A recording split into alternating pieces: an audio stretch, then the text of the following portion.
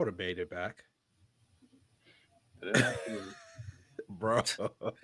We are live. Oh, brother, this guy. Oh Come no! on, man.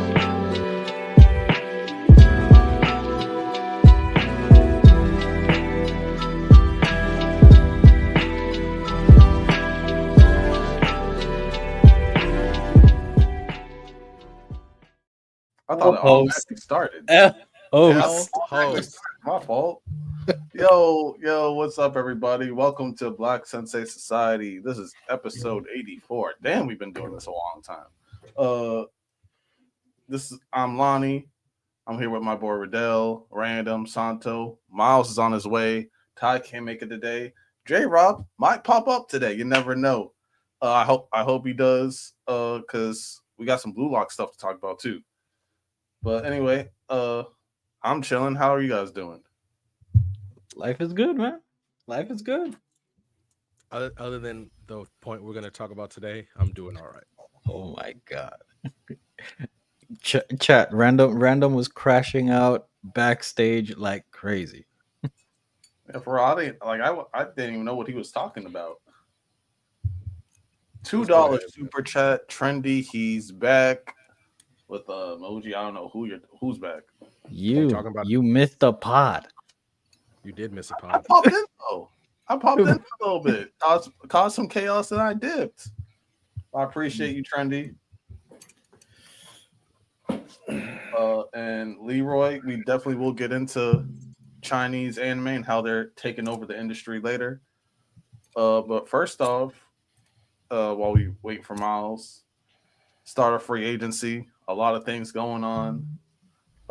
Early thoughts, like how Dame got waived, Miles turned and left the Pacers, things like that. So what are y'all's thoughts so far?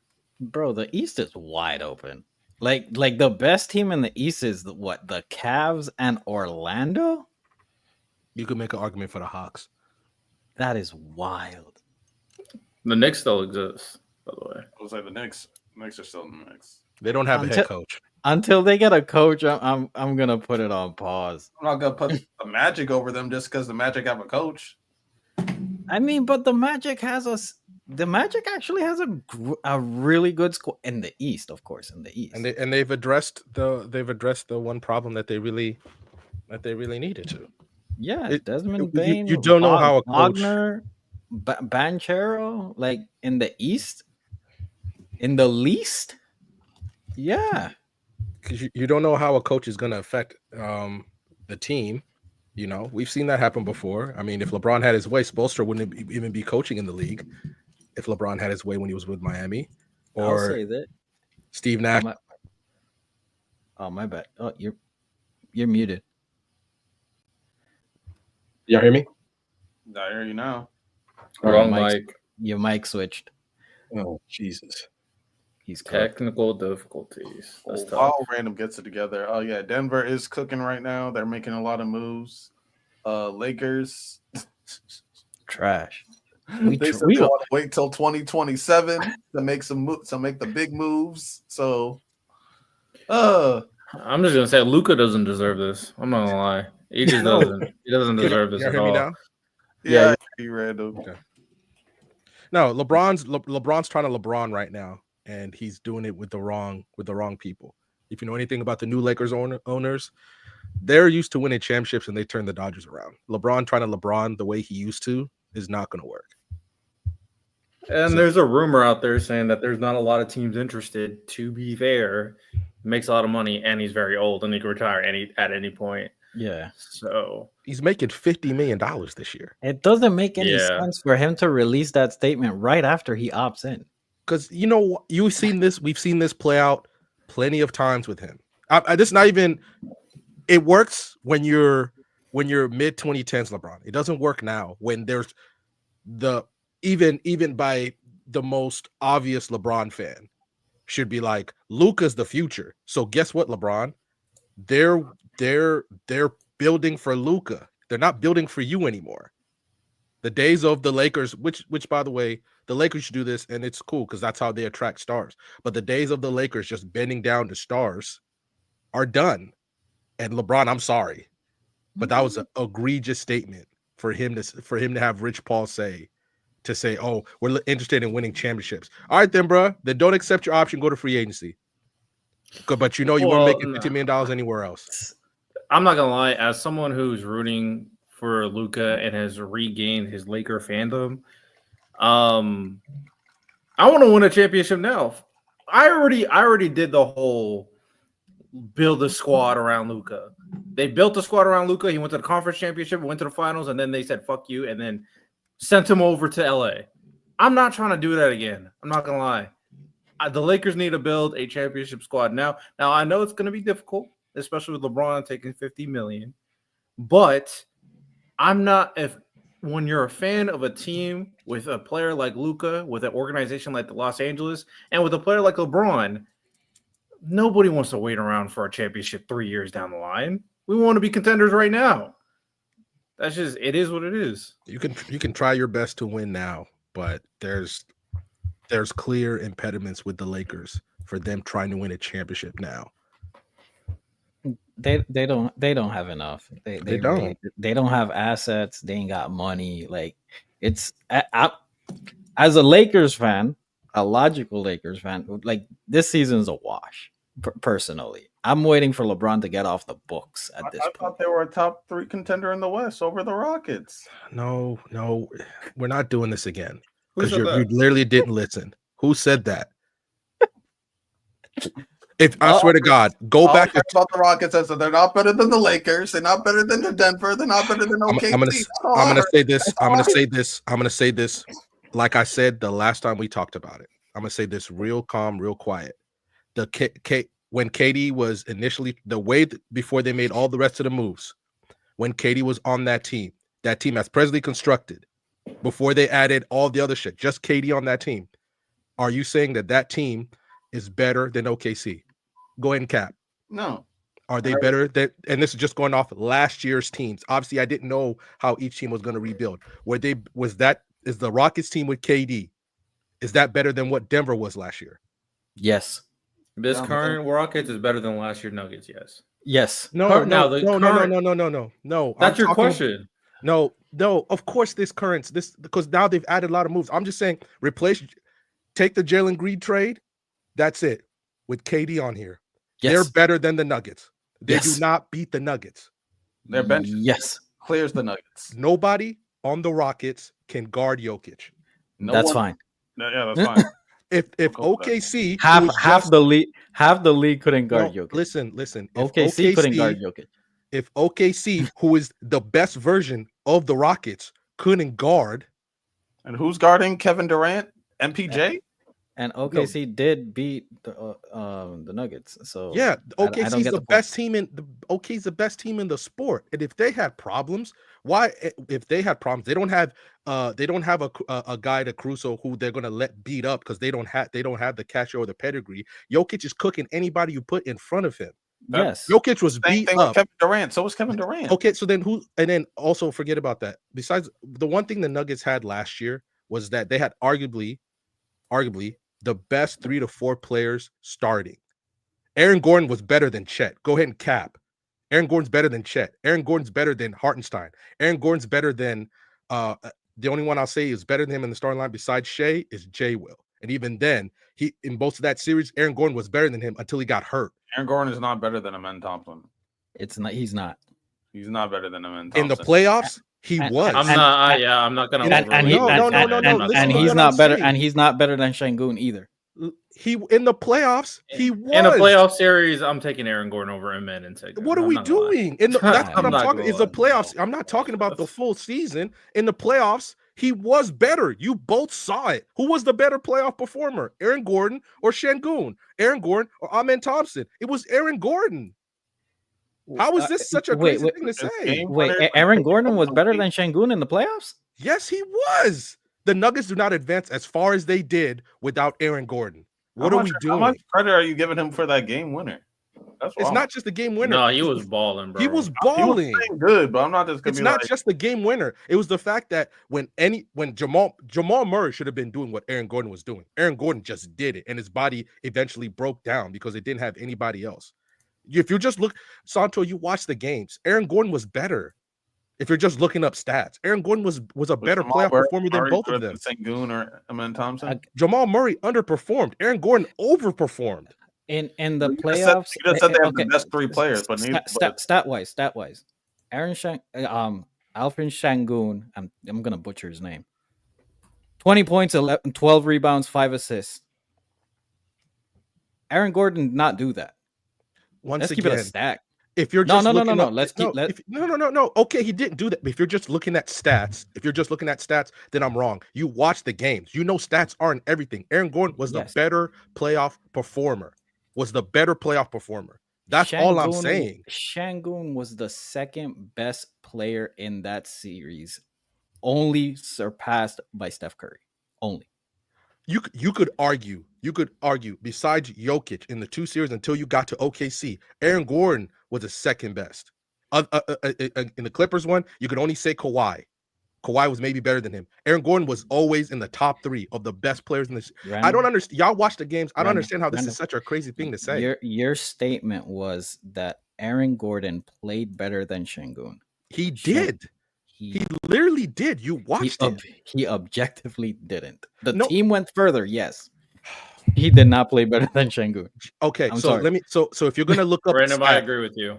If you're gonna look up stats, then Riddell, Santo, if you're gonna look up stats, then if you're just gonna stay with stats, then look at the game. You watch the game. I watched the game. Yes. And Aaron Gordon was the entire playoff performer. Golden State couldn't guard Şengün. They could not have guarded the way Aaron Gordon was playing. They couldn't have guarded him either. They couldn't have. We can definitely agree to disagree on that. Who on Golden State is guarding? Who on Golden State is guarding? Aaron Gordon with Jokic Jimmy Butler. Before?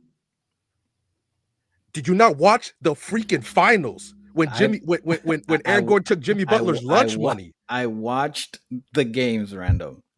I watched the games. You Riddell, asked me. I guess Riddell. I'm just You asked me. Riddell, I'm just speaking Spanish. Who could guard Aaron Gordon? I'm just speaking Spanish, Riddell. I guess I'm just speaking Spanish because if we go by stats, then there's plenty of people who are better than Tom Brady because he just doesn't throw for 250 yards. Because your main argument is stats.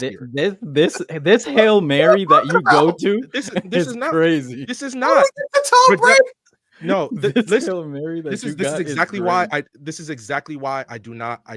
It's like you just hear what you want to hear and you refuse to understand what I'm saying. The craziest part is Riddell gets it. You guys don't. It's not about who's number one. It's about who played better. It's not about role on their team. Aaron Gordon just played really well. That's all it is. I'm not saying he's Riddell. Am I saying that Aaron Gordon is better than Şengün? Golden State couldn't guard Aaron Gordon. Do you realize how crazy that's? Şengün almost had a triple-double in the series. Yo, Golden State, they can't guard Aaron Gordon, Riddell. They can't guard Aaron Gordon. They couldn't stop him. They can't stop your answer. No, hold on. Lonnie, your answer, Lonnie, your answer to who guards Aaron Gordon in the playoffs, if the Golden State and is Jimmy Butler. When Jimmy Butler 2 years ago, when he was younger, fresher, and Aaron Gordon took his lunch money. What's taking his lunch money? What, like Aaron Gordon like 30? If your idea of playing well is dropping 30, then only 2 people in the world play. Then only Shea did that. Only Shea and Jokic played well. Is he dropping 25 on him? Riddell, I can't say any better. Is he dropping 15? I'm 15, right? I'm done. Because you're legitimately no. This is exactly why I don't want to talk about. You are not. I really don't understand what you're saying. You refuse to understand what I'm saying. Yeah, all your number is stats. When you know Riddell, Lonnie, no, that's your main. You're saying that I'm gonna let you finish. But your main argument is dropping 30. No, it's more than just points, Lonnie. You know that. Okay, you know it's more than just points. So okay. I don't understand how.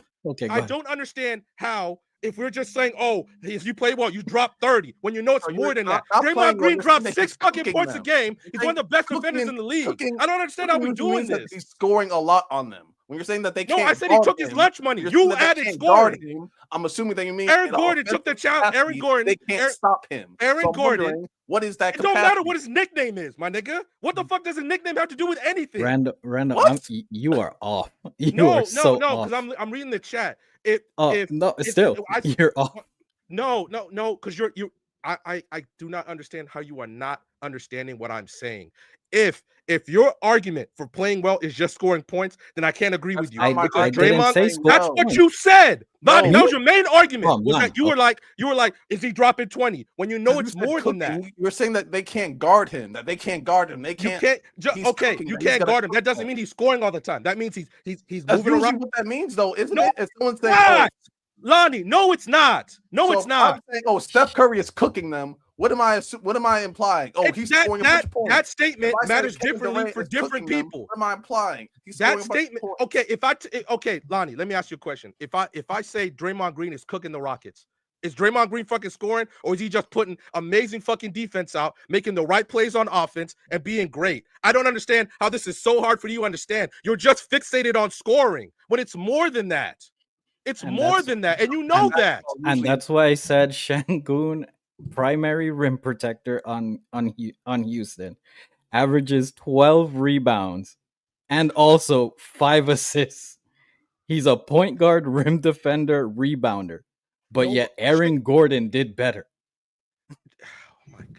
Make it make sense. I have. You literally, your main argument is that I don't understand because you guys refuse to understand what I'm saying. You said it's not only points. Okay, he's the leading rebounder in the series. Okay, it's not just rebounds. He had more assists than his point guard. Santo, let me ask you a question because your main argument here is still stats. It's still stats. Yes. Performance. It's still stats. He's saying Şengün performed on a multi-layered basis. And Aaron Gordon did the same. He just didn't have this. Lonnie. So are we saying that that Draymond Green, he didn't have the stats, he didn't have the performance, so Draymond Green did not play did not play well in the playoffs? Is that what we're saying? No one's saying Aaron Gordon played bad. But your main argument is stats. So I'm giving you a player who doesn't have great stats, but he also performed well. Santo was saying in multiple areas of the game, he was affecting its scoring wise. Aaron Gordon's a better defender. Aaron Gordon was just as good of the only thing I don't understand just because he doesn't have the actual counting stats. It does not underscore what Aaron Gordon was amazing this playoff. All right, so nobody's saying that. Like that, Santo. Stats aside, go back. We watch this, and your main argument is stats. No, so we're going to do stats aside, so we can move on to the next topic. So stats aside, in their role, we're gonna go one by one. In their role, who scored better in their role?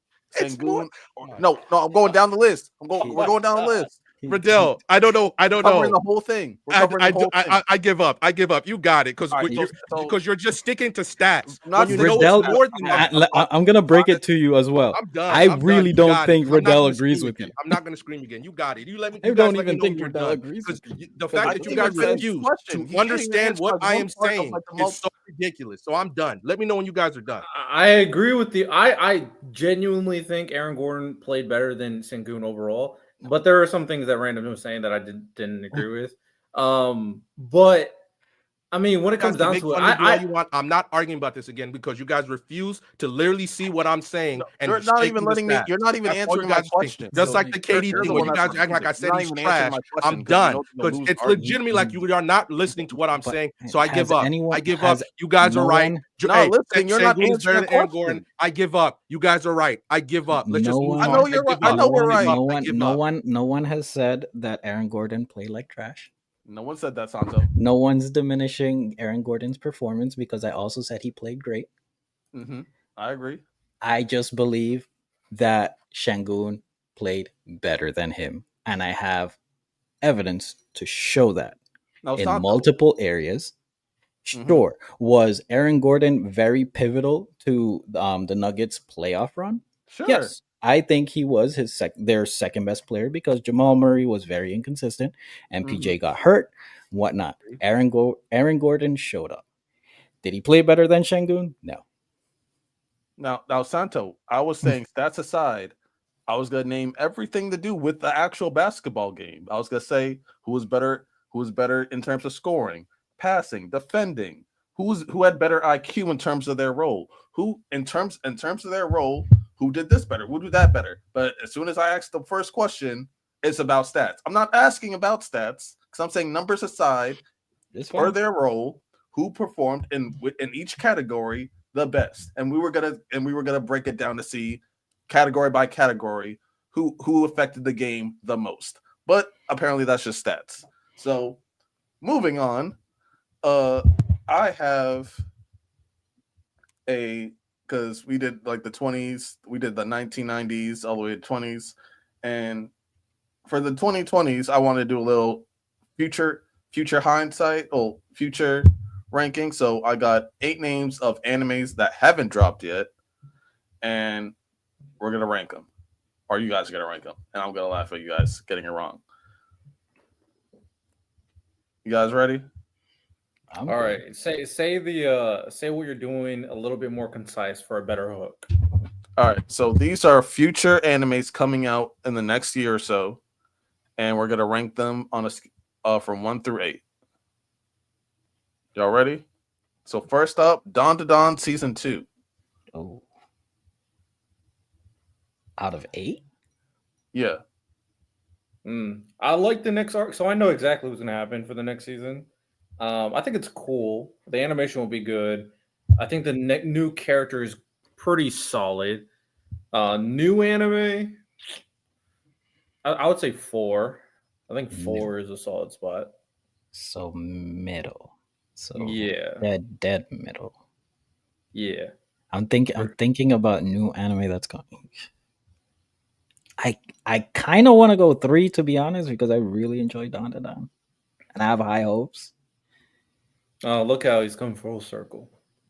Love to see it. I mean, in the beginning, I like, you guys remember, I didn't like it, so I'm here. The next arc is good. I want to be very clear. It will be good. It will be a good season. I want to go 3. I personally want to go 3. Okay, I'm fine with 3. Random, where you go? I didn't hear what you guys said, bro. Ranking anime, future anime, Dawn to Dawn season 2. It's a blind out ranking. of 8. Blind ranking 1 through 8. I'm gonna say 3. All right, there we go. 3. All right. Next up, One Punch Man season 3. 4. I am not high on One Punch Man. I'm sorry. I'm just not. I'm gonna say, Really? I'm gonna say 4. I was gonna say 6. I'm so disappointed. This is not on par with Ty's disgusting rhetoric regarding Gintama, but this is pretty close. I'm not gonna lie. One Punch Man is fantastic. I think the next season too is like, It's the Garo we're getting fight. close to the Garo. Is it going to straight up be the Garo fight, or are we getting close to fight. it? It's going to be the lead up to the Garo fight. So lead up. So no, okay. it's going to end. It's going to end with the Garo fight, but it's the whole. So will it? Okay, the big question: will it have the Garo? 3 will have the Garo fight. We'll yes, say that. Yes, it will. There's no way this is not top 2. I'm not gonna lie. That Garo fight is gonna be insane. It's gonna be one of the greatest fights of all time. I'm saying this. It's not 1. We all know which one's 1. So top 2 based on one fight is gonna carry it that much? No. Everything else before is great too, but that fight is like Gojo, not Gojo Sukuna, but like probably a tier below. But if the animation cooks, then it might be Gojo Sukuna, because they're about to do some crazy stuff in that fight. I'm not gonna lie. You get to see God. You probably will get to see God for the first time. Orochi, the leader of the Monster Association, Garo's entire lead up to him being Cosmic Fear Garo. That crazy fight with the psychic monster and that fight is also insane. Blast is going to show up officially for the first time. Yes. And then the fight itself. It's going to be. I'm saying what I say. I'm saying 4 because I think the 2 ahead of it, at least just for me. You moved me a little bit. I'm not gonna say 6. I'm gonna say 5. Man, it's been I feel like they're gonna nail this one out of the park. But if we're going 5, we're going 5. If they nail this on the park, we're talking one of the greatest seasons of all time. I'm not gonna lie. If they nail the animation, it might be one of the greatest. But we'll see. Okay, 5. Next up, Kaiju 8 Season 2. 5 for me. We already picked 5 just now. Yeah, but I was like, y'all just pick 5. And Oh. So I was outvoted. I said 4. I was outvoted. I go 4 for Kaiju. Oh, I would have went for One Punch Man. Yeah. I thought everybody said 5, so that's why I said 4 for One Punch Man. So you guys want to go One 4? Punch Man, 5 or 4? I'll say 4. I mean, I won't stick with 2, but All right. I'll say 4. 4 then. 4. Kaiju number 8. Where's that going? 5 right 5. below.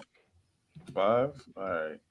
The next arc is going to be pretty solid. It's a good little mini war arc. Very climatic ending. As long as they do the animation justice in certain the fights, but the trailer looks like it should. I think Kaiju's next season will be better than Dandadan's next season. I'm not gonna lie, but Really? yeah, in terms of the story, for sure. No, there's gonna be some crazy stuff that happens in the next season. I would say the next arc for Kaiju is their best arc. That's my opinion. I think their next we're about to see is the best that we're going to see. Especially since Kaiju's ending. One more chapter left, I believe. Yeah, and this final arc was mid as hell. All right. Next one up, Free Rent Season 2. That's 2 for me. You sure? Mm-hmm. Yeah. Mm-hmm. Okay. Next one up, Fire Force, the finale. The finale. Well, it's the second half of the final season. I'm gonna say 6 or 7. People wouldn't appreciate Fire Force until it's gone. I'm fine with 6. Bro. Considering how good Fire Force does their animation, yes, I'm not going to be too high on. I'm not too high on like Fire Force's story all the time. I think their story is solid, but if we're getting the finale, that means we're getting Arthur versus Dragon. Mm-hmm. We're getting Shinra versus I'm not going to say. We're getting Maru versus Benimaru, and I'm not going to say. Not going to spoil. Benimaru's 2 fights that should go great. Exactly. And then we get the crazy, the insane reveal at the end. Again, I'm not going to tell you guys. Hey, if anything had a case to be won, it would be Fire Force, the final finale. I'm not going to lie. It has a strong case to be won. 100%. It's going to be a really, really good finale. I can't tell you guys what happens, but it's going to be great. I mean, it's cool. I'm sorry. I still got it at 6. It's underrated, Riddell. The people aren't excited about it when you compare it to the other ones. But we know, Ball, there's no way this is under Dandadan and Kaiju. I'm not going to lie. There's no argument that this is under Kaiju and Dandadan. Riddell, I agree with you. The people just don't care about Fire Force like they do about Dandadan. And I'm honestly more excited about Dandadan and Kaiju over Fire Force. Like I said, Riddell, people will appreciate Fire Force when it's gone. I hear you, Random, but we saw there's the viral clip of Shinra going back in time. Mm-hmm. Has been going viral on social media, right? And that's a cool moment. I thought it was a cool moment in the manga, but that wasn't my big moment. The big moments that will go viral everywhere is happening in the finale. They put all their cards in that finale. I hear you with all of that, but come to the realization that Fire Force is this generation's Hitman Reborn. I'm gonna be, but I know Ball, and I know that. A finale, I feel like can go 1. I'll be honest. I think it should go 1. And it's a good finale. You on this podcast, you know how many times we've crapped on finales and endings? How many times I've crapped on endings? Like, bro, it's mid. Fire Force does not have a mid ending. It has a good ending. A legitimate thumbs up, good ending. So All right. So vote. Riddell says 1. Santo, you say I say 6. random.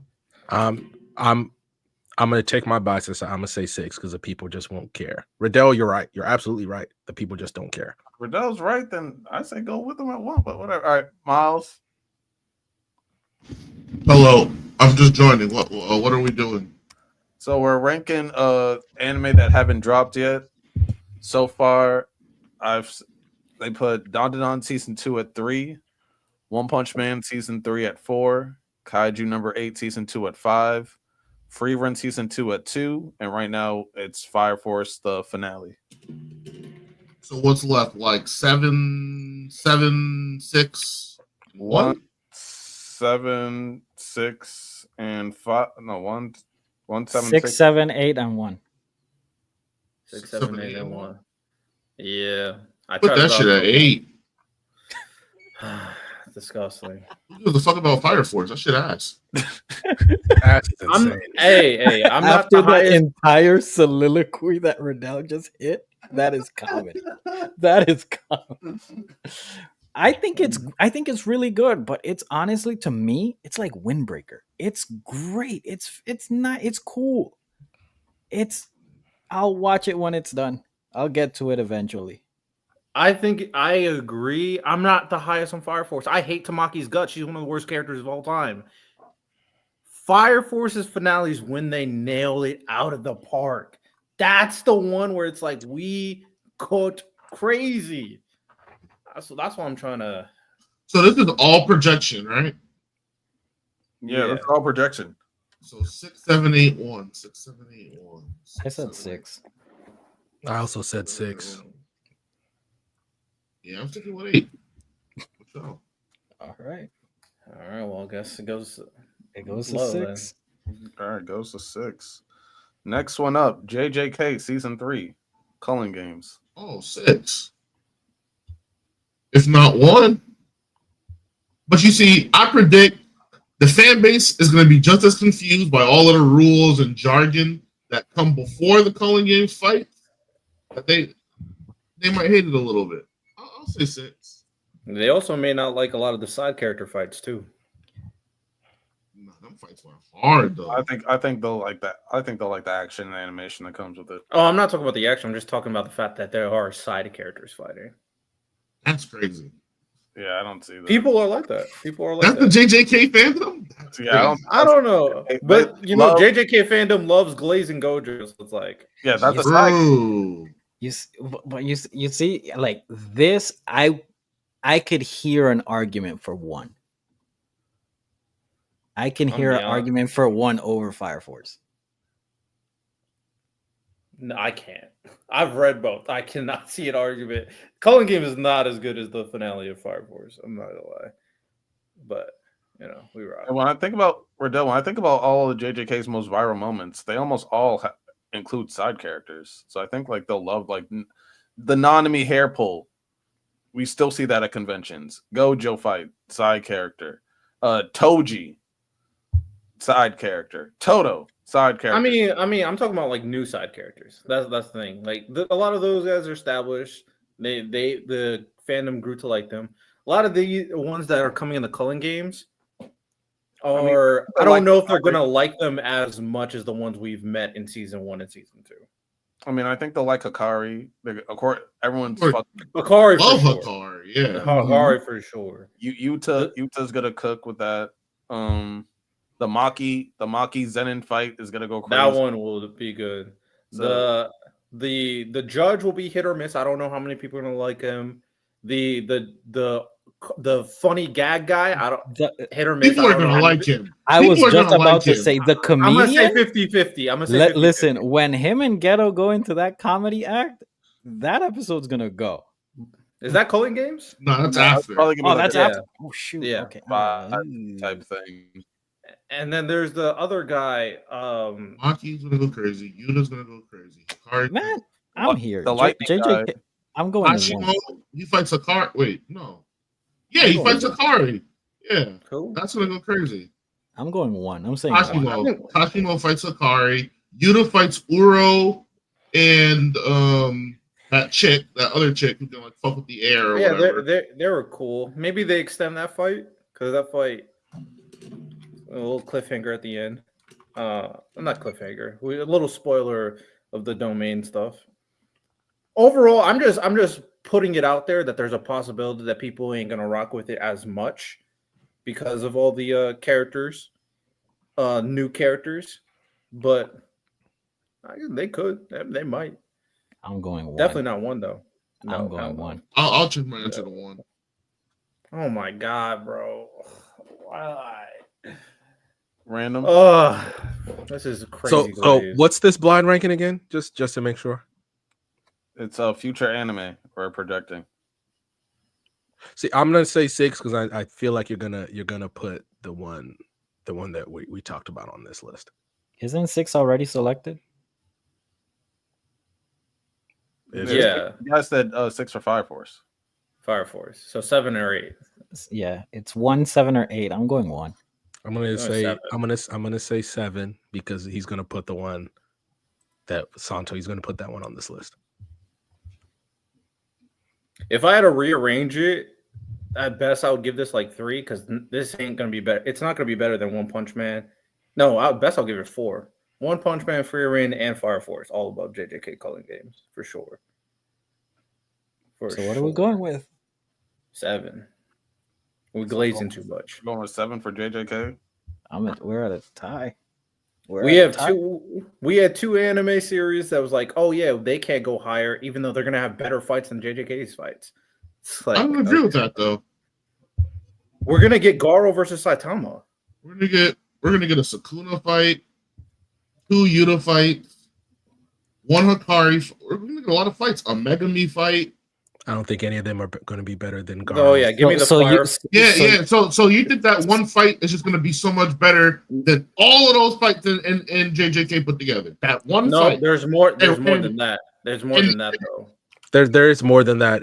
But even when that fight was going I read on, One Punch Man too. I don't. The psychic fight, the one with the big psychic monster. That one was a crazy fight. Yeah, all right. All right, bro. The flashy flash fight is going to capture eyes. The one with Zombie Man fighting Dracula, that's going to be a cool moment. People are going to find that funny or whatever. Outside of that, I think King's death and his last stand and everything is going to move everybody. But nigga, Sukuna on screen, Yuta on screen twice. But it's peaking at Garo. But it's peaking at Saitama versus Garo. That's the one that's like, if they give it, and this arc is peaking at Sukuna taking Megami's body. What are we talking about? We talking fights, not moments. I thought we were talking fights. If we're talking moments, then we're talking the series. Yeah, we're talking the whole series being better than the whole series. No, stop doing that because that's what are we ranking, the fight or the series? So my claim, based off what you said, you were bringing up a bunch of fights. This will happen before you are hopped on the pod, so this is not even aimed at you. I brought up a bunch of fights when it came to One Punch Man and Fire Force, and then that's why I said, based off the fact that you brought up fights in there to hype up the season, which is fine. I think that's very warranted. I was like, I brought up all these amazing fights that I do think are going to be better than JJK fights, but we're not moving that up in the ranking. So that wasn't even directed to you because you weren't on the pod. So that was my only issue. Santo, I'm with you, brother. So it was directed at me? Yep. Then say that. I just think the season's going to be better. I think the Culling Games is going to be more interesting than just being carried by one fight. Everything, the entire the basis is that it has cool moments and one huge culmination. That's S+, one of the greatest fights of all time. Sure. This is the problem. Other than I guess Miles, you guys just aren't up on game on because that arc happened so long ago. Plus, what happened with season 2 of One Punch Man, you guys are really sleeping on that. If One Punch Man goes back to form the same way season 1 did, which is gonna be even better, niggas gonna be talking about that shit. And I'm telling you, they're gonna be talking a lot more. They're gonna be talking about that a lot more than I guess maybe the one point is when, oh my God, Sukuna just took Megami's body. I'm telling you, Saitama. Obviously, we're sticking to because that's the big moment of the thing. But when you watch that fight, I'm sorry, when Saitama farts on Jupiter's rings, niggas gonna be fucking losing their mind about that. Like, I don't know what to tell you. Yeah. I don't know what to tell you. Like, And I didn't want to bring up narrative pieces from Fire Force and One Punch Man because I don't want to spoil people because there's going to be a lot of very, very good story-driven moments in both, but I didn't want to say them. We all read JJK, so I was like, okay, sure. But, shut up, man. JJK season 1. Yeah, I'm sticking with 7 random. I'm with you. Like, I'm not saying that. Obviously, I think the problem is where Riddell, where Lonnie put this up on the ranking. Like, if we just move some stuff down, but it's just the way the blind ranking worked out. We're not saying this is bad. I would clearly put this up above Don to Don and other things. But I don't even remember what's number 2. I'd probably put it above that. Frieren? Yeah, I'd probably put it above Frieren because people just care about JJK more than Frieren. But if we're just talking, like if we're talking, the way people were talking about Sukuna Maharaga is the same way they're going to be talking about Garo versus Saitama. That's the exact same way. If it's done right. So Lonnie, we're out of time. What you want to do, man? So it's 2 people saying 1, 2 people saying 7. We'll leave it up to the chat.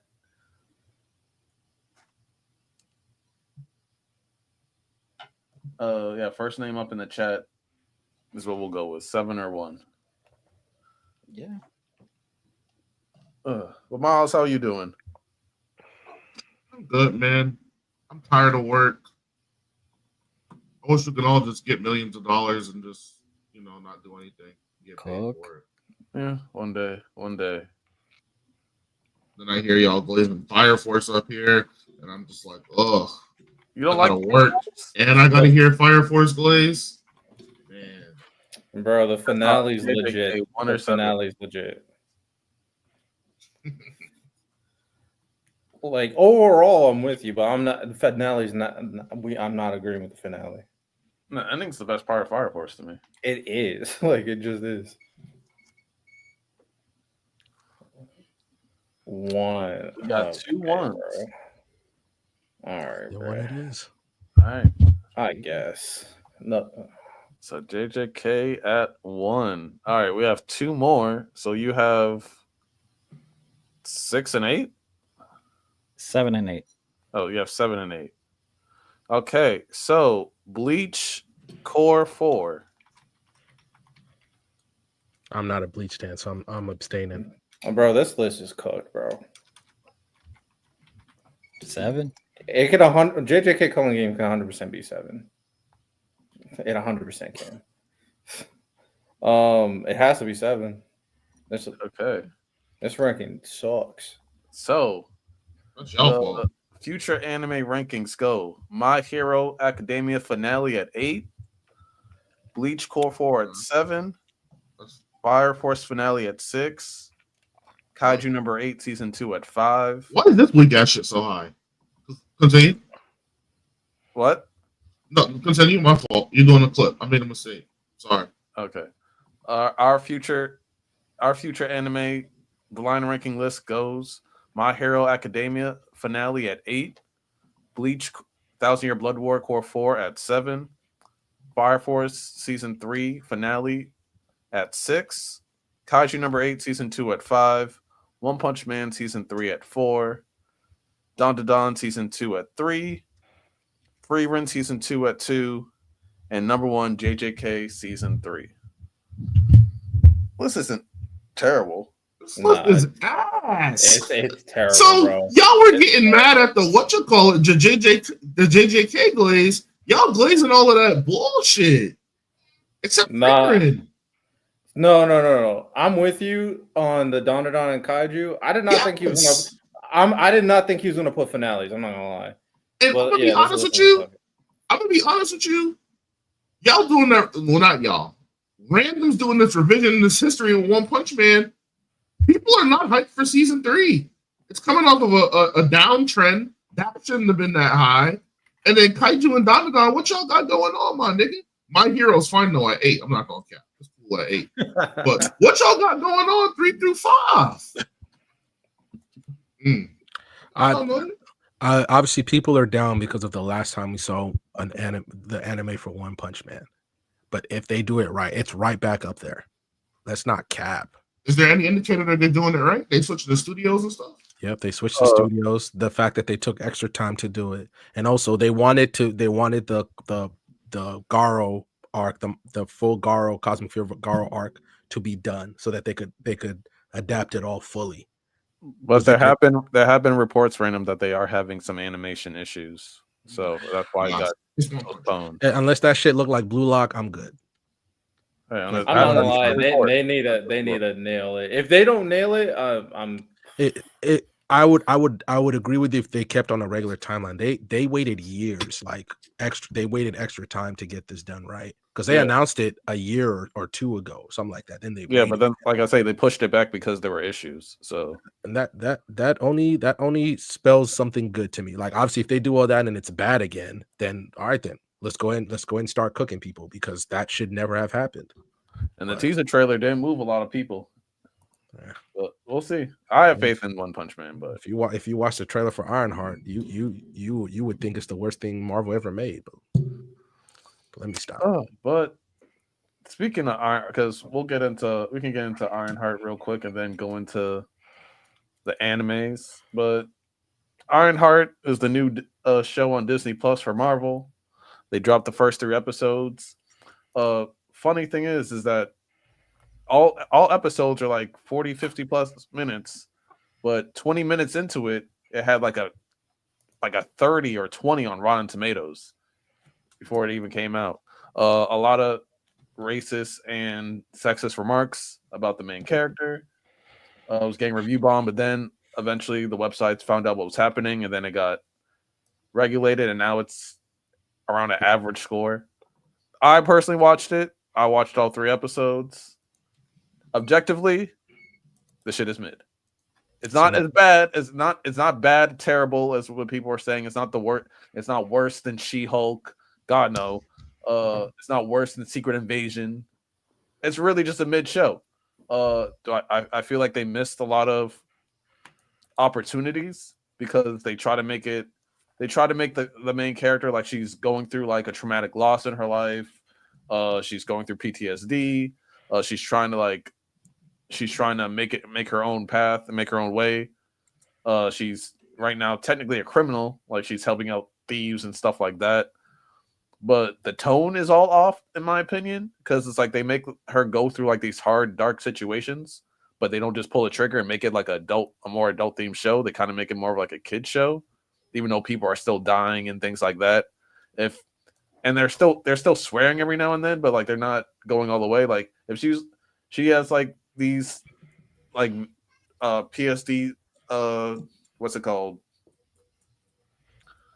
Talking about PTSD moments? Yeah, she has like when she has panic attacks moments or like episodes with her dead friend and stuff like that. And she ended up making an AI of her best friend who's kind of like her Jarvis. And what the hell? Yeah, but she doesn't remember doing it, which is also weird.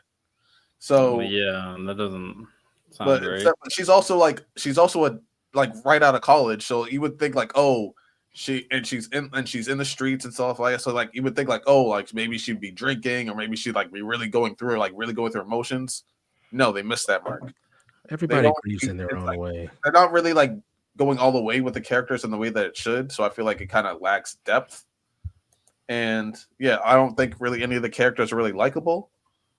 But overall, the show's not bad. I think like it has some interesting parts how they're gonna try to mix magic with tech, and we all know that Dr. Doom is coming, who is magic plus tech. So I think that could be important to the overall universe of Marvel. But yeah, I think it's getting a little bit too much hate. I wouldn't really recommend it to anybody because I think it's just mid. But yeah, that's my thoughts. Random. Well, before Random goes crazy, because I'm going to let him do his thing, I just want to ask one question for the people who've watched it. Or at the very least, for people who kind of aware of the situation, would it have been better if they didn't shoehorn Ironheart in the newest Black Panther movie? If instead of putting her in the movie, they just start her story with the TV series? Would that have been better for her? I guess you can say that, but this is the one thing people forget. When Chadwick Boseman died, it really screwed up what Marvel had planned. Chadwick Boseman was going to be, for lack of a better term, the new Iron Man, the new leader of the next thing of Avengers. That's what he was being poised to be set up as. And obviously we lost him. So Wakanda Forever had to literally change everything, you know? So look, they did the best what they could. Could it have been better? Absolutely. But I think people always forget that when Chadwick Boseman died, their plan for what the next phase of Marvel was going to be after Infinity War was thrown out the window. Chadwick Boseman was going to be a massive part of it, and people forget that. So then they did the best what they had. Is Wakanda Forever a it's mid. I thought it was mid. I thought it was mid. They did the best that they could, but the outright sexist, and they're saying that they're not racist, but when you're sitting there watching the trailer and you're saying, oh, what are they gonna name the AI? And they're like, oh, watch, it's gonna be like Shanae or Shaniqua, and they're laughing and doing things like that, and they know who you are. And when I go off, because I'm gonna crash the fuck out, and I'm gonna name all them niggas by name because y'all fucking racist.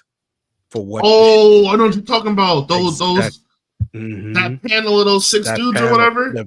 the fucking panel. And the craziest part is, Miles, none of them niggas watch the show, and none of them niggas believe, none of them for real believe what they're saying. It's just a grift. When Jake Paul is more honest about how he boxes than you do about talking about films and movies, and Jake Paul is fucking capping saying he's a great boxer. But when that nigga's more truthful than you, don't talk to me, bro.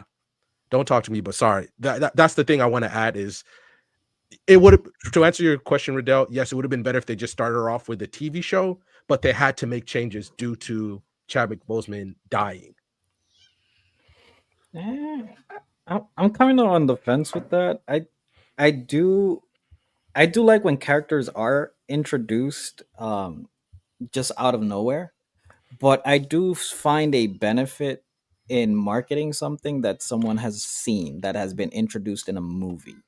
So I'm not mad at the strategy of like Random said, when Chadwick died, things were like in flux, up in the air, reshoots, whatnot. But I'm not mad at them putting her in the movie and then making her own series. Yeah, I I'm not. I I'm do not mad see at that. I do see the benefit of introducing a character in the movie to give you a little bit of a preview or a heads up. It makes it easier to market. I'm trying to think though, because I was thinking of this situation. I didn't watch Black Panther 2, not gonna lie. And I'm probably not gonna watch Ironheart either. And my thing, and I'm trying to compare this situation regarding Ironheart and like other than like the weirdos that Random is talking about, like they're the weirdos. We don't gotta keep on harping. They're just disgusting people. Throw them outside over there. Throw them over there. In terms of like why Ironheart is not getting received well, I'm trying to think of a character that's kind of relative. And I was like, no, not Scarlet Witch. Black Widow's sister. I forget her name. Yelena. And Yelena. So I'm trying to think of like why is she received better? And I do think, to your point, Random, that in part, we got a quick super chat. And real quick, $10 super chat from Kent. Yu Yu Hakusho is not top 5. The problem comes in that people just wanted a new actor to play T'Challa. They want to give Chadwick his respect, but they also want Black Panther to exit. 100%. And that kind of touches upon on the point that I'm making, is that it's possible that if we're replacing Shuri with Chadwick and he was supposed to be the Black Panther and maybe the plot changed a little bit, then introducing her in a movie with an established main character would have been better, would have been good for her. Because we've seen that work in different situations. Like I said, with the Yelena situation, Black Widow is already established. You don't have to really focus on building her. So everybody that connects off of her benefits from being with a established character that everybody likes. Same thing with Captain America, with Bucky and Falcon. Like they get to work off of Steve Rogers. This one was a little weird because yes, Shuri's an established character, but she was like a side character, and now she's going to be put in the main character role as Black Panther. So she basically needs to revamp her character. And you're also introducing that Aquaman guy, and you're also introducing Ironheart. So like that one's just hard to. I feel like that's what makes it a little different on people not really resonating with all three, because you don't have any connection to the story other than the fact that obviously the tragic thing that happened with Chadwick Boseman. It's a little bit more psychological, but I do think that could be a part of it. I feel like if knowing what they knew, it probably would have just been better for them to focus on building Shuri and focusing on building the dynamic with the Aquaman dude. I forget his name. Name And so Namor. Namor. They're Yes. introducing Namor in Ironheart, or they introducing No, he was in Black Panther too. So He's they introduced introduced Black Ironheart, Technically, Shuri's Black Panther, and Namor all in the same movie. Oh, I didn't see that movie. Oh wow, that sounds So- fast. so Yeah, that's a lot. Miles, to give you an example, in Ultron, you were supposed to actually, the plan originally was to meet Miss Marvel in there. What do you call it? It was Miss Marvel and somebody else, but they decided against it in Age of Ultron. Like, remember when Smart. War Machine That's pulls too up? much. Yeah. When War Machine pulls up, it was supposed to be him and two other people showing up with him, and it was supposed to be Miss Marvel, and I forget the other person, and they decided against it. So, and once again, like, I think they really thought, like, look, the only person we want to play this role is T'Challa, and play T'Challa is Chadwick Boseman, and we're gonna give him all the opportunity that he could to try and play the role, because bro was going through chemo and still working for Marvel. Like, the last What If season was his last role. He was going through chemo during that, and also, like, it technically Atlantis and technically Namor, if you want to go by semantics, was introduced in Age of Ultron. Remember when Bruce Banner is looking at the board and they're showing all these different places, and then there's just one smack dab in the middle of the Atlantic Ocean? That was No. them Well, telling them. That's an Easter egg. So Yeah, so it's just the way it's literally just a series of unfortunate events. That's just what it is, and people are refusing to add whether or not that context. And you're saying, "Oh, this is Marvel; they could do it." They don't just like, Miles. You know this. Anything. They don't just wake up tomorrow and say, "We're shooting a movie." This shit is planned out years in advance. That's why the Infinity Saga worked the way it did. They didn't just wake up tomorrow and say, "Okay, we're gonna make Thor 2. And then we're gonna make Iron Man 3." Like, no, they plan this shit all the way out. And once the guy dies, like, everything's in flames. And then they just worked what they had. And for what they had, they, like, Black Panther 2 could have been way better, but given the circumstances surrounding everything, especially behind the scenes, they did the best they could. I honestly just don't see Ironheart being such an important character or even interesting character to have an entire series revolve around her. I agree with that, Sam. I And don't that- think that she should have gotten a show. And that's the thing. Like, I think what these shows are trying to do is highlight stories or whatnot, but they need to pick better characters. Like, I would watch a Killmonger show. He's dead though. No, but I mean, you could still have a show showing his story or whatnot and how he became that. Like, that would be more interesting than Ironheart. I think Like, just select better characters to have stories built around. Ironheart itself as a character isn't a bad choice.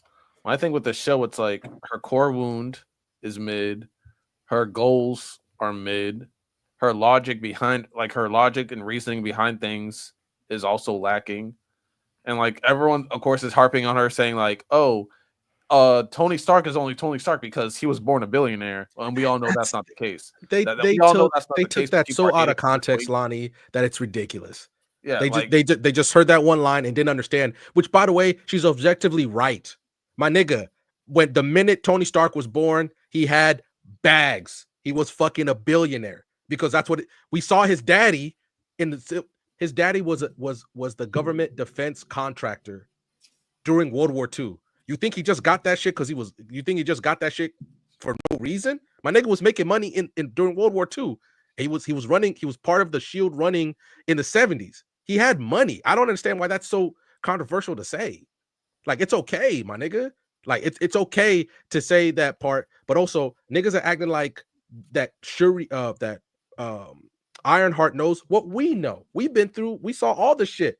She never met Tony. So of course she's just going off what the regular niggas know. That's what she's going off of. And she was objectively right, but there's also things. Sorry, I'm sorry for cutting in, but just let me know when I can go.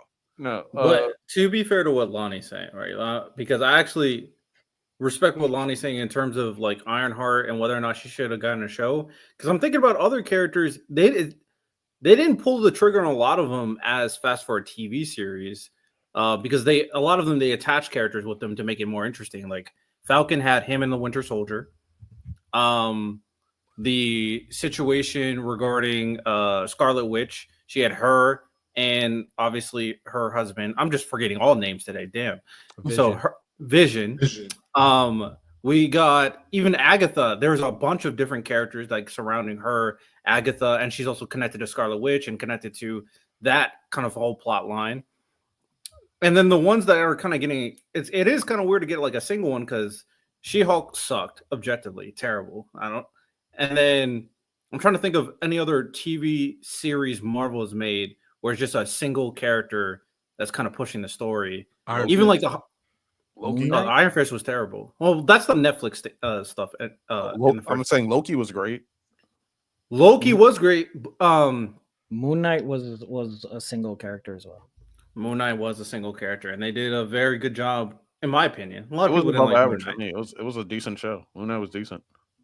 Moon Knight was I great. think it was good. I just don't think from what it's being portrayed from her introduction in the movie, and like I said, like I was telling Lonnie, I watched the first 20 minutes of the show. I'm just not interested. Like it's not captivating. Interesting. Like that's why I'm saying. Like I had to like kind of just work. I was working while I was watching it because like it starts off. She's in MIT. She's doing people's homework and stuff like that for extra cash, but she's always getting caught. And like they've given her like a million chances, and she's still just doing shit. And they're like, "Yo, you have and like she's overextended her grant. They're like, "Yo, we've given you like extra years. You're not doing any of your stuff, and now you're causing even more trouble. You gotta go." And then she goes back home to Chicago. I don't feel bad for her. Like, wait, they're giving you like 2-3 extra years above what you're supposed to get. You've been breaking the rules. You've been plagiarizing like nonstop for years, and they've just been giving you a pass because they like you. Like, and now you have to go back home to Chicago to try to figure out how to get rich. I don't feel bad for you. Like, what? Like, and then she just goes in her suit and flies to Chicago. I'm like, I don't feel bad for her. Yeah, it just seems like there's so many ways they could have made it interesting, whether it's picking a better, more unique character like a Moon Knight, because Moon Knight's like the Batman of the MCU. It's People not the say character, that. though. It's like the show itself, But plot. no, I'm with you. My thing is like it's hard to push a character, and I just from what it sounds like, from everything you guys are saying, it seems like they didn't do it as much justice as they should have. Mm-hmm. I mean, if the character's going to have this kind of simplistic story, then you should have at the least attached it with another made person, like Hawk Girl, or yeah, that's her name. You attached her with Hawkeye, and that's what made the show better. And her story was not that interesting by herself. Or or pick. You know what? If you were gonna pick somebody out of Black Panther, and like Random said, Killmonger is dead, fine. M'Baku, give me a show about M'Baku, and I'm there. Facts. Look, I agree. The problem, I think, the only thing about it, I would still check it out, Miles. But like, Miles. but like when it comes to this, it's like at least like is her family suffering? Does her family need money? Or like what's going? Like why is she breaking all these rules? No, she just wants more money to just get stuff off the black market to do whatever the fuck she wants. Like, does Wakanda even show up in the show? No. So like they explained that she did like an internship there before she went to MIT, and she never. They should have put her with Wakanda more. If that was the case, that would have probably helped a lot. Yeah, she was over there for like an internship over the summer, and then like she went back to MIT. So that also, I disagree with Kai. I think people are still interested in the MCU. Thunderbolts was a really good movie. I think they're back on track. Daredevil's crazy popular. So I think Fantastic Four this month. People are still very much interested in MCU. People just want it to be. People are going to compare it to the past cores that it's had, but just just write better. Just make a better story. True. All right. Speaking of better stories, Wait. We are He's got to no, crash it. I gotta crash out. You gotta flame those sellers.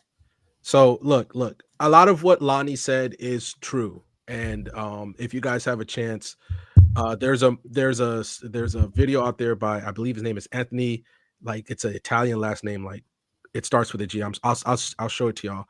He basically says people hate Ironheart for the wrong reasons. And just like in the comics, Ironheart was sold in the comics and Loki sold in her show because of how she was introduced. Now, there are 3 sins that Ironheart unfortunately suffers, which it's not inherently her fault. Like there's this quote, I can't remember who says it, but there's no bad characters. It's bad writing of the character. So Ironheart, there's obviously she's new, right? So you have to sell this person to the audience. She doesn't have the ability like Miles Morales or even a Kamala Khan, who are newer characters, but they have a history in the comics. Because people forget when Miles Morales was first introduced in Ultimate Universe, niggas hated it because Peter Parker in that universe died. They hated Miles, but they gradually $2 super chat by Kent. We just want more consistency. Yu Yu Hakusho top 5. I'm just gonna stay out the Yu Yu Hakusho conversation, but I agree with you. So they hated Miles, like they hated Kamala, and because additionally, because you also, which is her second sin, she's replacing the way she's kind of being set up. She's replacing Tony Stark, and people are like, no, bro. In the MCU, Tony's dead. Tony Stark is dead. So what do you want them to do? Do you want them to just make one up? Or Tony didn't die? Do you want them to pull a fucking Fast and Furious? Like I watched 8 the other day, and Gal Gadot just pulls up out of a submarine. My nigga, how's she alive? We saw her fall off a fucking high-speed car backwards, shooting a nigga to save Han. How the fuck she survived that? But whatever. So look, and then the last one, and I don't care what nobody says, because they proved it themselves. It's because she's fucking black. It's because she's black. She's a black woman. That's another reason why. I don't understand. In a universe, Miles, everybody, where we see raccoons who wield big guns, a nigga who just gets mad and turns giant green, like niggas creating AI, that the idea of a black girl, after she sees another nigga do it and she creates her own, that's so incomprehensible, that to the point where people are just straight up lying.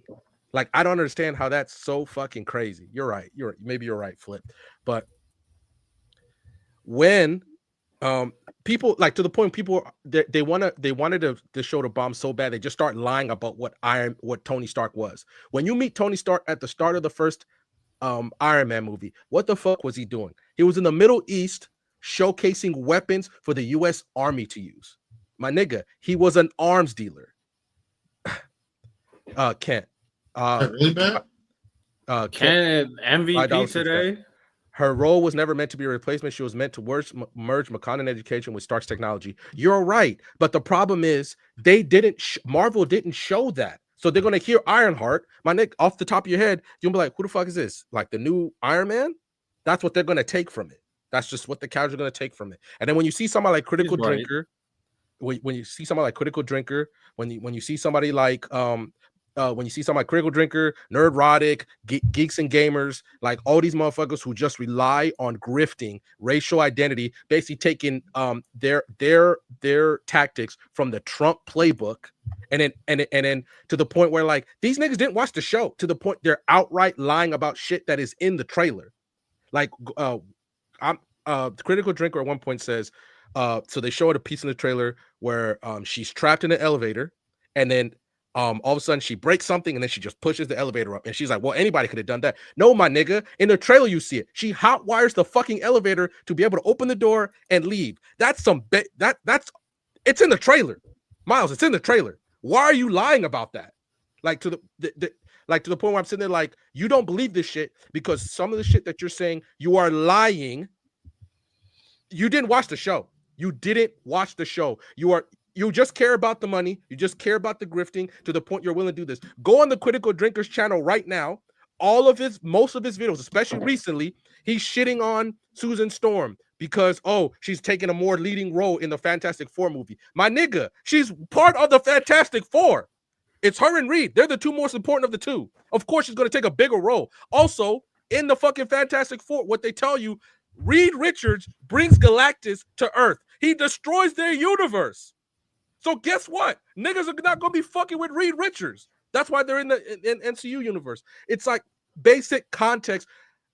If you just want to make the money, I hope this shit is fucking worth it. I hope this shit's fucking worth it. Because whether or not you want to lie about it or not, my nigga, of course, so this is what I wanted to fight against you, Lonnie, a little bit about what you said. So she goes to MIT. On average, it costs $100,000.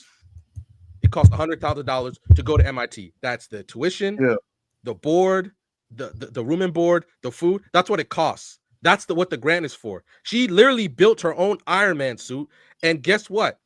That shit's incredible compared to the first suit that Tony made. Niggas act like Tony made the arc reactor by himself. No, my nigga, the fucking doctors in the cave made it, and they gave it to him to save Tony's life. And then guess what? The minute he got back to America, what the fuck did he do? He made a new suit. He's not running around with the Mark I anymore. Like, I don't understand how you're just going to sit there and just outright lie to people.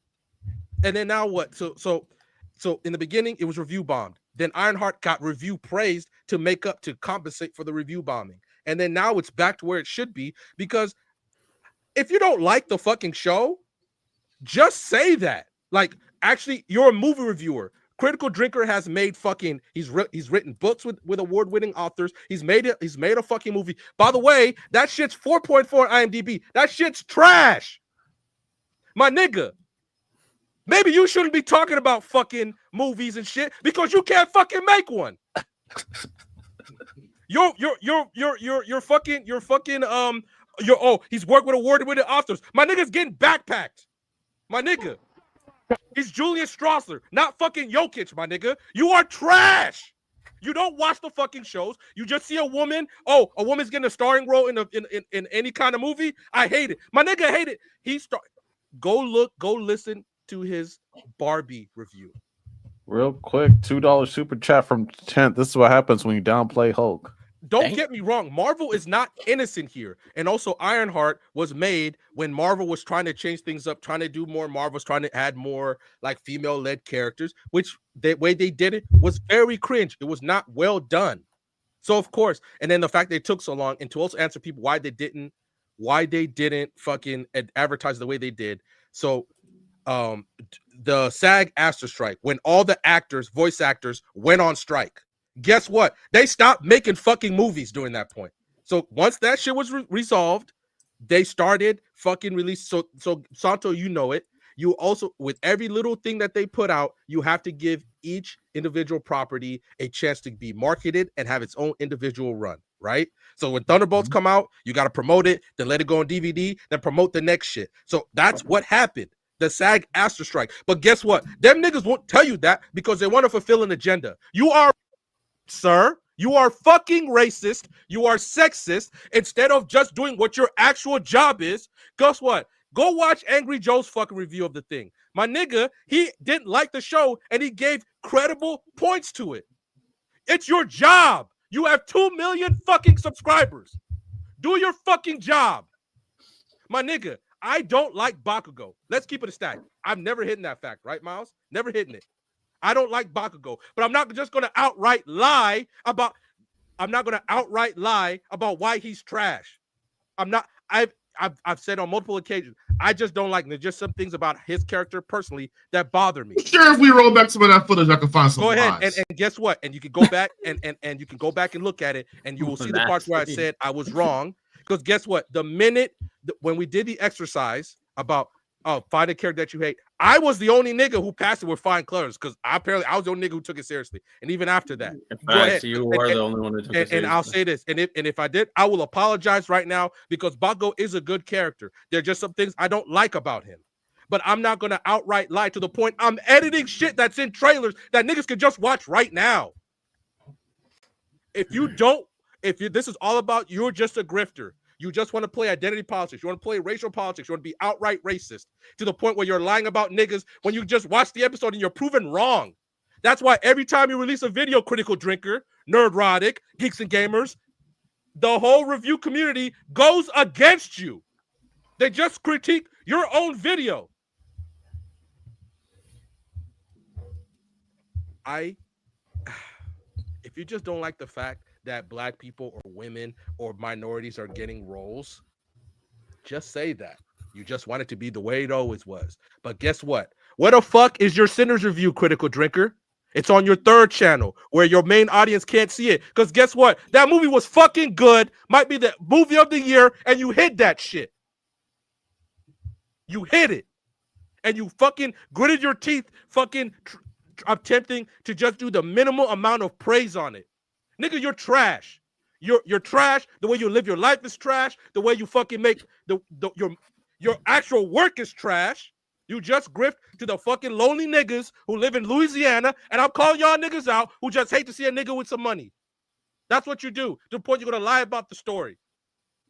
State of Louisiana attack? Okay, my bad. Out there. My bad. Arkansas. Hey, only specific type of Louisiana. I'm sorry. I'm calling because y'all know who I'm talking about. That's why I'm saying that. Okay, my bad. Maybe not to say the motherfuckers who know exactly what they are, who just hate to see the yeehaw Louisiana types. You know what I'm saying? Who see Lonnie and his wife and get fucking mad. That shit don't bother you, my nigga. You just want it to. What the fuck are we doing? Like, I don't understand. I'm sorry, Flip. $5 super chat by Flip. W Live. I don't understand, my nigga. You're trash at making movies. Go watch the fucking shit. My nigga, it's 4.4, and there's some niggas that love you in there who boosted that shit. Ironheart's better than what you made. How are you talking shit about some shit that's better than what you made? My nigga, work on your own fucking shit before you start talking about other things. Before you start being fucking racist. Before you start being fucking sexist.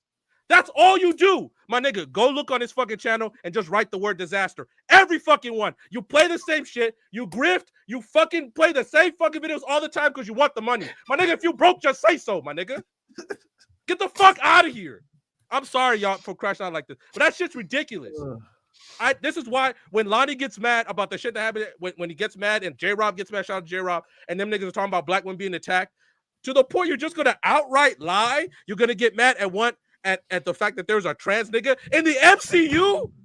Rocket Raccoon fucking exists. Niggas love a talking tree, my nigga. There's a talking tree, but the trans niggas, what you got a problem with? This is MCU. This is MCU. Guess what? Random cooking.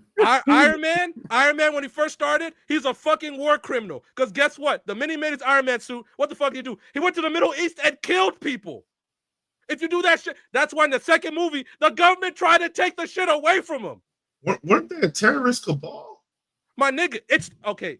Miles, go right now to South Sudan. Miles, go right now to South Sudan and just start shooting people and think you're going to get away with it. No. We will not do that. And that's what I mean by a lie. That's not how that happened at all. No, but look. This is the thing. Y'all just use common sense. What Iron Man did was objectively very illegal. I understand that they're terrorists, but my nigga, Miles, I can't just go over to your house, even if you're a bad fucking guy, and just start fucking shit up. Because guess what? That's still a crime. I could run. Hold on. If you trapped me in your basement and tied me up and tortured me, bygones be bygones after I blow you up. Laws exist for a reason. There's a reason why in the second Iron Man movie, the man was so irresponsible, his best friend literally stole a fucking suit from him to give to the government because he couldn't be trusted with it. That shit happened. Random, continue cooking the people. We don't gotta cook Iron Man right now. I don't know. It's not even just that. It's just like you are Scott Lang was literally stealing shit from people, but niggas don't want to talk about that. All of a sudden, it's a problem when Riri does it. If you're gonna attack Riri, keep that same energy for everybody. Keep that same fucking energy for everybody. No, it's only when, for some reason, when women do it. Hey, at least I guess it's cool because you attack all women in general. You attack Sue Storm, you attack Rachel Ziegler, you attack Riri Williams, you attack all these different niggas, all these different women, because for some reason you just don't like it that a woman is leading a fucking movie. Trust me, there are things you can attack. You can attack Velma. That shit was ass. And they also identity politics. You can attack certain parts of the new Disney sequel Star Wars trilogy. Certain parts that are ass. But how the fuck that you're looking at Riri and you're saying that's the worst shit that Marvel's ever made? Like, we're just going to say here, like, Iron Fist doesn't exist. Secret Invasion doesn't exist. But no, all of a sudden we're raising fucking hell because it's Ironheart. The show's mid. You're literally raising hell over a mid show, my nigga. A mid-ass show. All right. Random, take a breath. I feel like you better, need it. man. Maybe some water. Just fucking race, bro. If Miles, you're racist, just say so. Miles, you want to talk One Piece? The FBF? Whatever. Or One Piece in general? One Piece in general. The latest chapter. You might say. Yeah, the latest chapter was fucking ass, man. Don't watch One Piece. Don't read One Piece. Don't support it. That shit's ass. No, stop. Nah, last chapter. Should we clickbait with that one? I was just about to say you did not make me watch 1,000 and something episodes for you to just come up and say this is ass, bro. Nah, the last chapter was mad good. So it's kind of funny. So me and Riddell, we do the full breakdowns. Check that out, members only. But originally going into it, before we actually started talking about it, I thought the chapter was like dog shit. And not dog shit because it was actually bad, but compared to all of the hype that we had got weeks prior, I didn't want a backstory. Just didn't want one. But here we are. We're getting Harold's backstory, and it's pretty good. And I like how Oda is speed running it. He's not taking his time. It basically kicks off with him. He's kind of pillaging and villaging, doing his thing. He meets this other giant who's not of his like lineage or whatever, and she's imprisoned. He frees her from the prison, and it's basically like he thinks he's doing a good deed. Meanwhile, they actually saved her from drowning at sea, and she's repaying them. And through that relationship with the woman, he kind of learns how to be an actual normal human being and not a crazy giant anymore. He learns things like diplomacy, how to interact with different nations, see their value, things like that. That winds up being his first wife. They get outcasted. Then shortly after, he gets his second wife, and his second wife is some shit, right? I don't like her. Riddell don't like her. Santos, I don't think you like her. She's she's the crystal bitch. She's asking you what day you're born, what time you're born. Lonnie, you know these types. Very annoying. All of that good stuff. And this winds up being Loki's mother. But we got, to me, Loki has the coolest introduction, like full introduction ever. He's literally a baby scaling a wall. His mom threw him out with the bathwater, exiled him because he's ugly. Literally only because he's ugly. Let that be noted.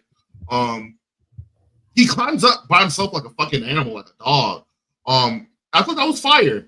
The idea of Harold kind of becoming this diplomatic king was seen as a blessing. Loki is now seen as a curse. But I think we're going to find out that a lot of this shit is just straight cap. And they're probably going to just pin every little thing that happens to Elbaf on Loki existing. Oh my God, I slipped and fell down the stairs. Oh, it's Loki's fault. We're cursed. I think it's going to be that type of vibe where he's a scapegoat for everything. All in all, though, I'd say, and that was a very quick summary, like I said, members only for the full thing. I think me and Riddell somehow managed to talk an hour about this chapter. Yeah, we were yapping. I'm not lying. Full breakdown there, but I give it was a W chapter. Solid 8 out of 10, 7 out of 10 chapter. And we're probably gonna get more and more backstory as these new chapters come. But One Piece been cooking, man. Oda stay cooking. I agree. Any other One Piece theories or anything that anyone wants to get off? I want to share before we real quick. There's a couple of SBSs. I just want to run through some of the more important ones. Because it came out today and it's not over, but this is so far what we got translated. So we got the roles of all of the Roger pirates, like what they actually did on the ship. Okay. So Roger, captain, obviously. Rayleigh, first mate, obviously. And then Gabon, so he was actually the navigator. And then we get a bunch of names, reveals. So Moon Isaac Jr., we don't know who the hell that is. He was a tactical officer. Crocus was the doctor. We met Crocus with Laboon and all that stuff. Don Kino was their helmsman. Millet Pine was their torturer. Oh, okay. Rowan all right. was their scholar. Ario was their informant. Spencer was their intelligence officer. Peter Mumu was their sniper, their gunner. Jackson Banner, I think that's a play on Michael Jackson, I'm assuming, was their musician. And Blue Marine was their shipwright. So we get all their names of the full crew for the first time, and that's all their positions. How many people is that? 1, 2, 3, 4, 5, 6, 7, 8, 9, 10, 11, 12, 13. Buggy and Shanks is 15. That was their whole crew. And then Odin is 16. All right, let's take out Odin. Let's take out Buggy. Let's take out Shanks. That's a big How squad. many people? That is a big squad. How many people were in Luffy's crew? 9. Not including himself. So do we think he's going to hit the 13 number? No. But 10, yes. I mean, we all know that Loki's joining, right? So I believe he is. I'm assuming Vivi still might I don't think join. Wait, you don't think Loki's gonna join? He's too big, man. I think they improve the ship on Elbaf. You think they're gonna create a big ass ship? I really think Frank. I think Frankie's gonna do something with those branches. You're gonna get a Whitebeard size shit. I agree. That's still too big. Moby Dick size shit. Loki's still too. Unless Lonnie's theory is correct about like the owl shrinking people, and we talked about in the review where the owl might shrink Loki, or maybe Chopper creates something to shrink Loki. That motherfucker's too big. At the very least, I can see him going on Hydrogen's crew. I can see that because they probably have a ship made for giants. That motherfucker's too big, man.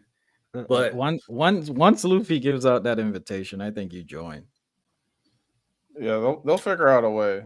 Like, hopefully, one of my theories is right about the whole shrinking thing, but who knows? I think Loki will join. Vivi, I'm still assuming might join, and then Yamato's up in the air. A lot of things. Oh, one thing we didn't touch upon. Is there more stuff you got from the SBS? Yeah, there's a couple more, but go ahead. One thing I just thought it up because it was super funny when we were talking about it in the review. We're talking about Sanji, right? Yo, all right. So there's a possibility Sanji starts falling in the rankings for Straw Hat strongest members, right? So if we're going down this list, right, and we say these people join, that means Luffy's stronger than him. We knew that for a fact. Zoro, man, he's going to Masters Conquerors Hockey. He's just going to clear Sanji. Mm-hmm. Loki, stronger than Sanji. The way Yamato, I think you can argue stronger than Sanji. Mm-hmm. And then Jinbei, the way he talked about Jinbei, taking all his glory, I don't know, might be better than Sanji. And then let's say the theory that we talked about, where there's another member who needs to become a hero and just gets Conquerors Hockey. Usopp will be stronger than Sanji, and then it's just like 7th strongest member on the crew is tough. You had me up until Usopp. You had me up until Usopp. I mean, mind you, most of those people are stronger than Zoro as well. So.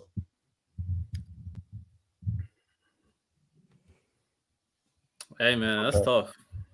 To slight Sanji, we're slighting Zoro too. Sad word. But Yamato and Loki are definitely stronger than Zoro for sure. He might master that Conquerors Hockey, make it at the very least. He could be 4, but to be in 7th is tough. He's not. I'm not getting ready. I'm not even entertaining this. Luffy's idea though he mentioned it earlier in the series. His ideal number is 10. So whoever's joining next is going to be the presumed final member. I think it's Loki though. I think Yamato, she does her own thing and brings Momonosuke and everybody together, and she kind of makes her own pirate crew. But I think it's going to be Loki for sure. Okay. 1 second. So I want to talk about some of the animes that dropped already this week. There was one that took the world by storm. Well, technically two took the world by storm, but one was a surprise. But I'm just gonna list the 6 highest scores for anime on IMDb this week. So we have at 6, My Hero Vigilantes episode 12 at an 8.8. Mm. One Piece 1134 at a 9. Apothecary Diaries 9.1. Straight cooking. That was a banger episode. Banger episode. I heard Been cooking a lot for of things. most of I need the to catch year. up on that. Been cooking. For most of the Lord of year. Mysteries I agree. 9.1. To Be Hero episode 12 9.5. Well, that episode is that the one with Queen or the one with Loli? Loli's her name. That one's with Lowly. Loli is funny as fuck. I'm not gonna lie. Keep going. And then number 1 at a 9.6. Tokobi's Original Sin episode 1. So I saw that random anime that I didn't know about was going viral on TikTok. I decided to watch it. I completely regret that decision for all the right reasons. It was phenomenal. It was depressing. I don't think I saw something like an anime that can like really like grab you like that in the first like 15 minutes, just like with a what the fuck type of situation. Yeah, Santo has some thoughts about it, but no, it started off with a banger. I think it has a chance to be a really impactful, timeless. I'm assuming it's gonna be a small series anime, but no, it was dark, it was heavy. And then the ending of episode 1. Now I'm even more invested. I need to see what the fuck's gonna happen next. And yeah, Santo, go ahead. And the way we talk about series like Berserk and stuff and how it plays a lot with your mental health, I would say take this one and just be careful, because it does deal with a lot of sensitive topics, self-deletion being one of them, bullying,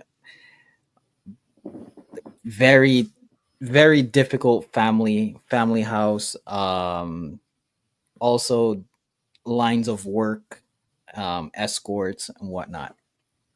This anime was really not what I expected it to be, because in the opening sequence it's literally about this little alien that comes from planet Happiness. Everything is rainbows, rocket ships, beautiful music. And then you start seeing this girl who looks extremely malnourished, dirty, bruises all over. And you realize like this is a really sad, emotional story anime, where it takes pretty much two dynamics. And what makes it really sad is because it's kids. It's the extremes of emotion, where the alien, Togepi, is the embodiment of happiness. The alien comes from the planet of happiness. All the gadgets that she has, it's to push the positive emotion of happiness. And the main character, I can't remember her name, is a character that believes happiness does not exist because of her. Shizuka. Her They're 4th graders until 2. Yeah, they're like 4th graders. Yeah. She her home is completely run down, dirty. Her mom's an escort. Her mom doesn't care about her. She's bullied in school. and she wants to remove herself out of this world. So it's pretty much the story is just showing the dynamic between someone that is all about happiness and one that happiness does not exist, and how both of them are kind of somewhat rubbing off on each other, because from a kid's like mentality, Tokopi is literally getting to a point where maybe my view of the world is really not as happy as my home planet is. And on the other side is maybe I can be happy. It was riveting.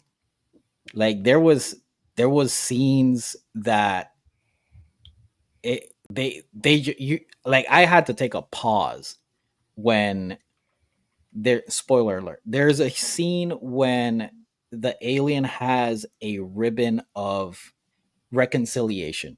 You tie it onto your pinky, and it's for two friends to come together, and it helps you reconcile issues and get to a better place. Shizuku asks her, "Can I borrow that?"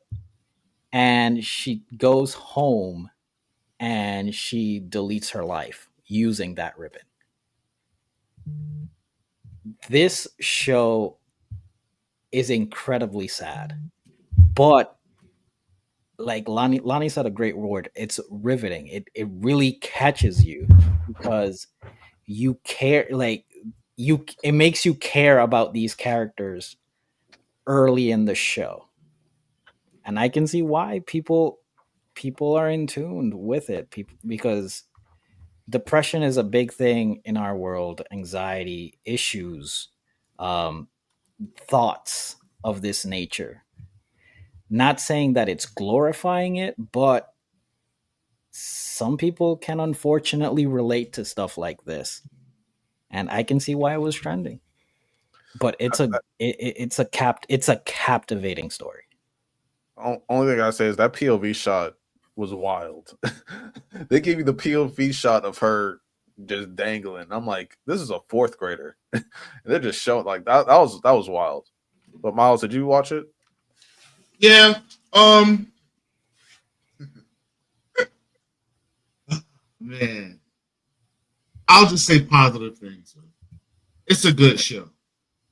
It is a very good show. Very emotional show. I think it's animated beautifully. The score, when you get it, is pretty good. And I'll leave it at that. I actually would love to hear the other thoughts that you have. I'm not watching this shit, bro. I got you. I'm not watching this shit. I get everything it does. I'm just not a fan of this vibe. I don't want to walk in and like when she's asking for the ribbon, I knew what she was doing. Like I knew immediately I don't want to see this, bro. I'm good. It's tough. And it's not even like I don't even like relate to this trauma in my own personal life. I didn't like go through any of this stuff, but like I just don't want to see it. I like to see stuff that's badass and that's cool. And this is not badass or cool. This is like a really sad, sentimental story. Now how I see it, at least my vision right now, I don't think Shizuka is going to be the main character. I think what's the squid's name? Takopi, something like that. I think the squid is going to go and wind up changing everyone's life. So I think she's going to go with the blonde girl after. She's kind of done with Shizuku. Help the blonde girl get over Marina.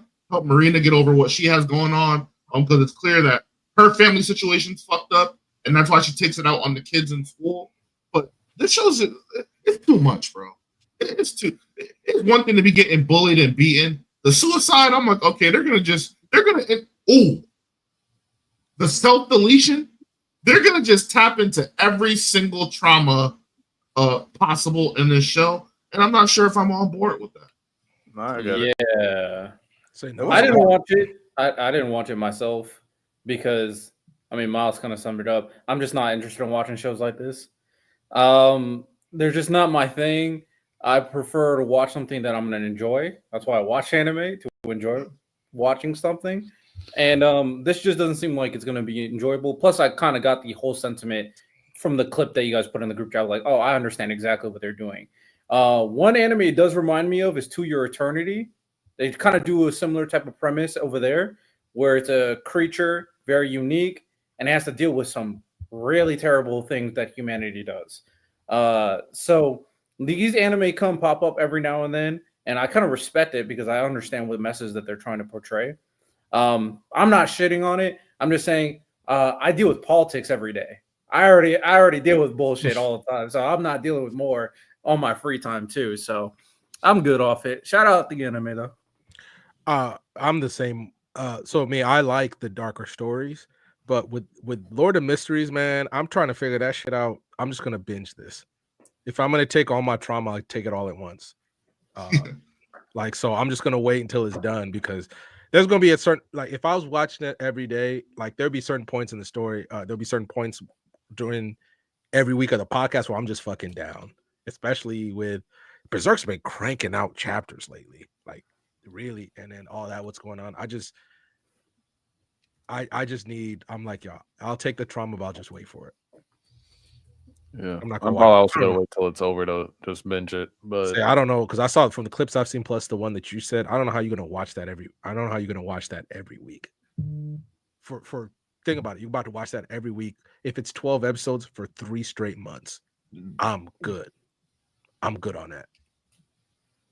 no, it's definitely heavy, but I think it has a chance to be a really beautiful story at the end. So I will see it through. I'm probably not gonna watch every week. I'll probably wait for episodes to pile up just to binge it. But you said the magic words, Random, and let's talk about it. Lord of Mysteries. First off, I motherfucking told y'all. I told y'all. I've been telling y'all for the last year and a half. Bro, this dude is like 1 for 13. He's shooting like Joe Harris, and he 1 for 13. talking about how he hit. I want to hear Miles. Now you see why Shido is his favorite character. Joe Harris against the Bucks, ladies and gentlemen. Hey, I'll take full responsibility for beginning after the end, even though, hey, it's still getting more likes than One Piece on Crunchyroll. I don't know how that's happening with how mid it is. I don't know how, but hey, it's still doing numbers. The Kuma backstory's not hitting like it's supposed to. But continue, Lord of Mysteries, Glaze. Okay, Lord of Mysteries. Yeah. Hey, W pivot, Miles. W pivot. W pivot. But no, I've said for a while that Lord of Mysteries is one of the best stories I ever read, and Klein is one of the best MCs. Period. I know it's getting crazy like One Piece comparisons because of like people are realizing that it has like over 2,000 chapters and stuff like that. It's not on the level of One Piece, but it's right in the tier below in terms of world building and characters and things like that. But I'm excited. First 2 episodes, it was a lot. It was a whole lot. The director came out saying that they felt kind of bad because like the first 2 episodes they had to pack it a lot because they wanted to do episode 3 correctly. Because something has to happen in episode 3 for everything to flow. So the pacing will slow down. They do have to get those subtitles right because those subtitles be going way too fast. I had to pause, rewind a few times, way too many times. But I got some things for that. People are hot at Crunchyroll about how they handle the subtitles. Yeah, no, all of that is on Crunchyroll. It's not really on them themselves. It is on Crunchyroll. Crunchyroll has also messed up in some other ways too that we'll get into. But overall, I am very happy with this premiere. One of the best premieres of all time. We'll get into that. But what have y'all thoughts on the Lord of Mysteries? This is y'all's introduction.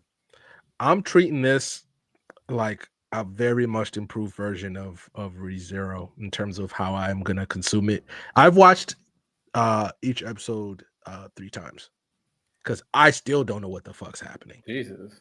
Like it's legitimately like you watch the first time to watch the show, but then I want to understand what's happening. So I've watched, and also like it's really good. Like they spent money on this, man.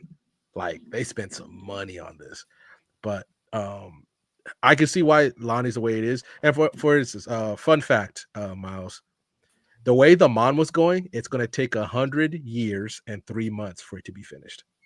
They release a chapter every other week. And when you look at it, I'm not gonna hold you. That might be the best drawn piece of fiction I've ever seen.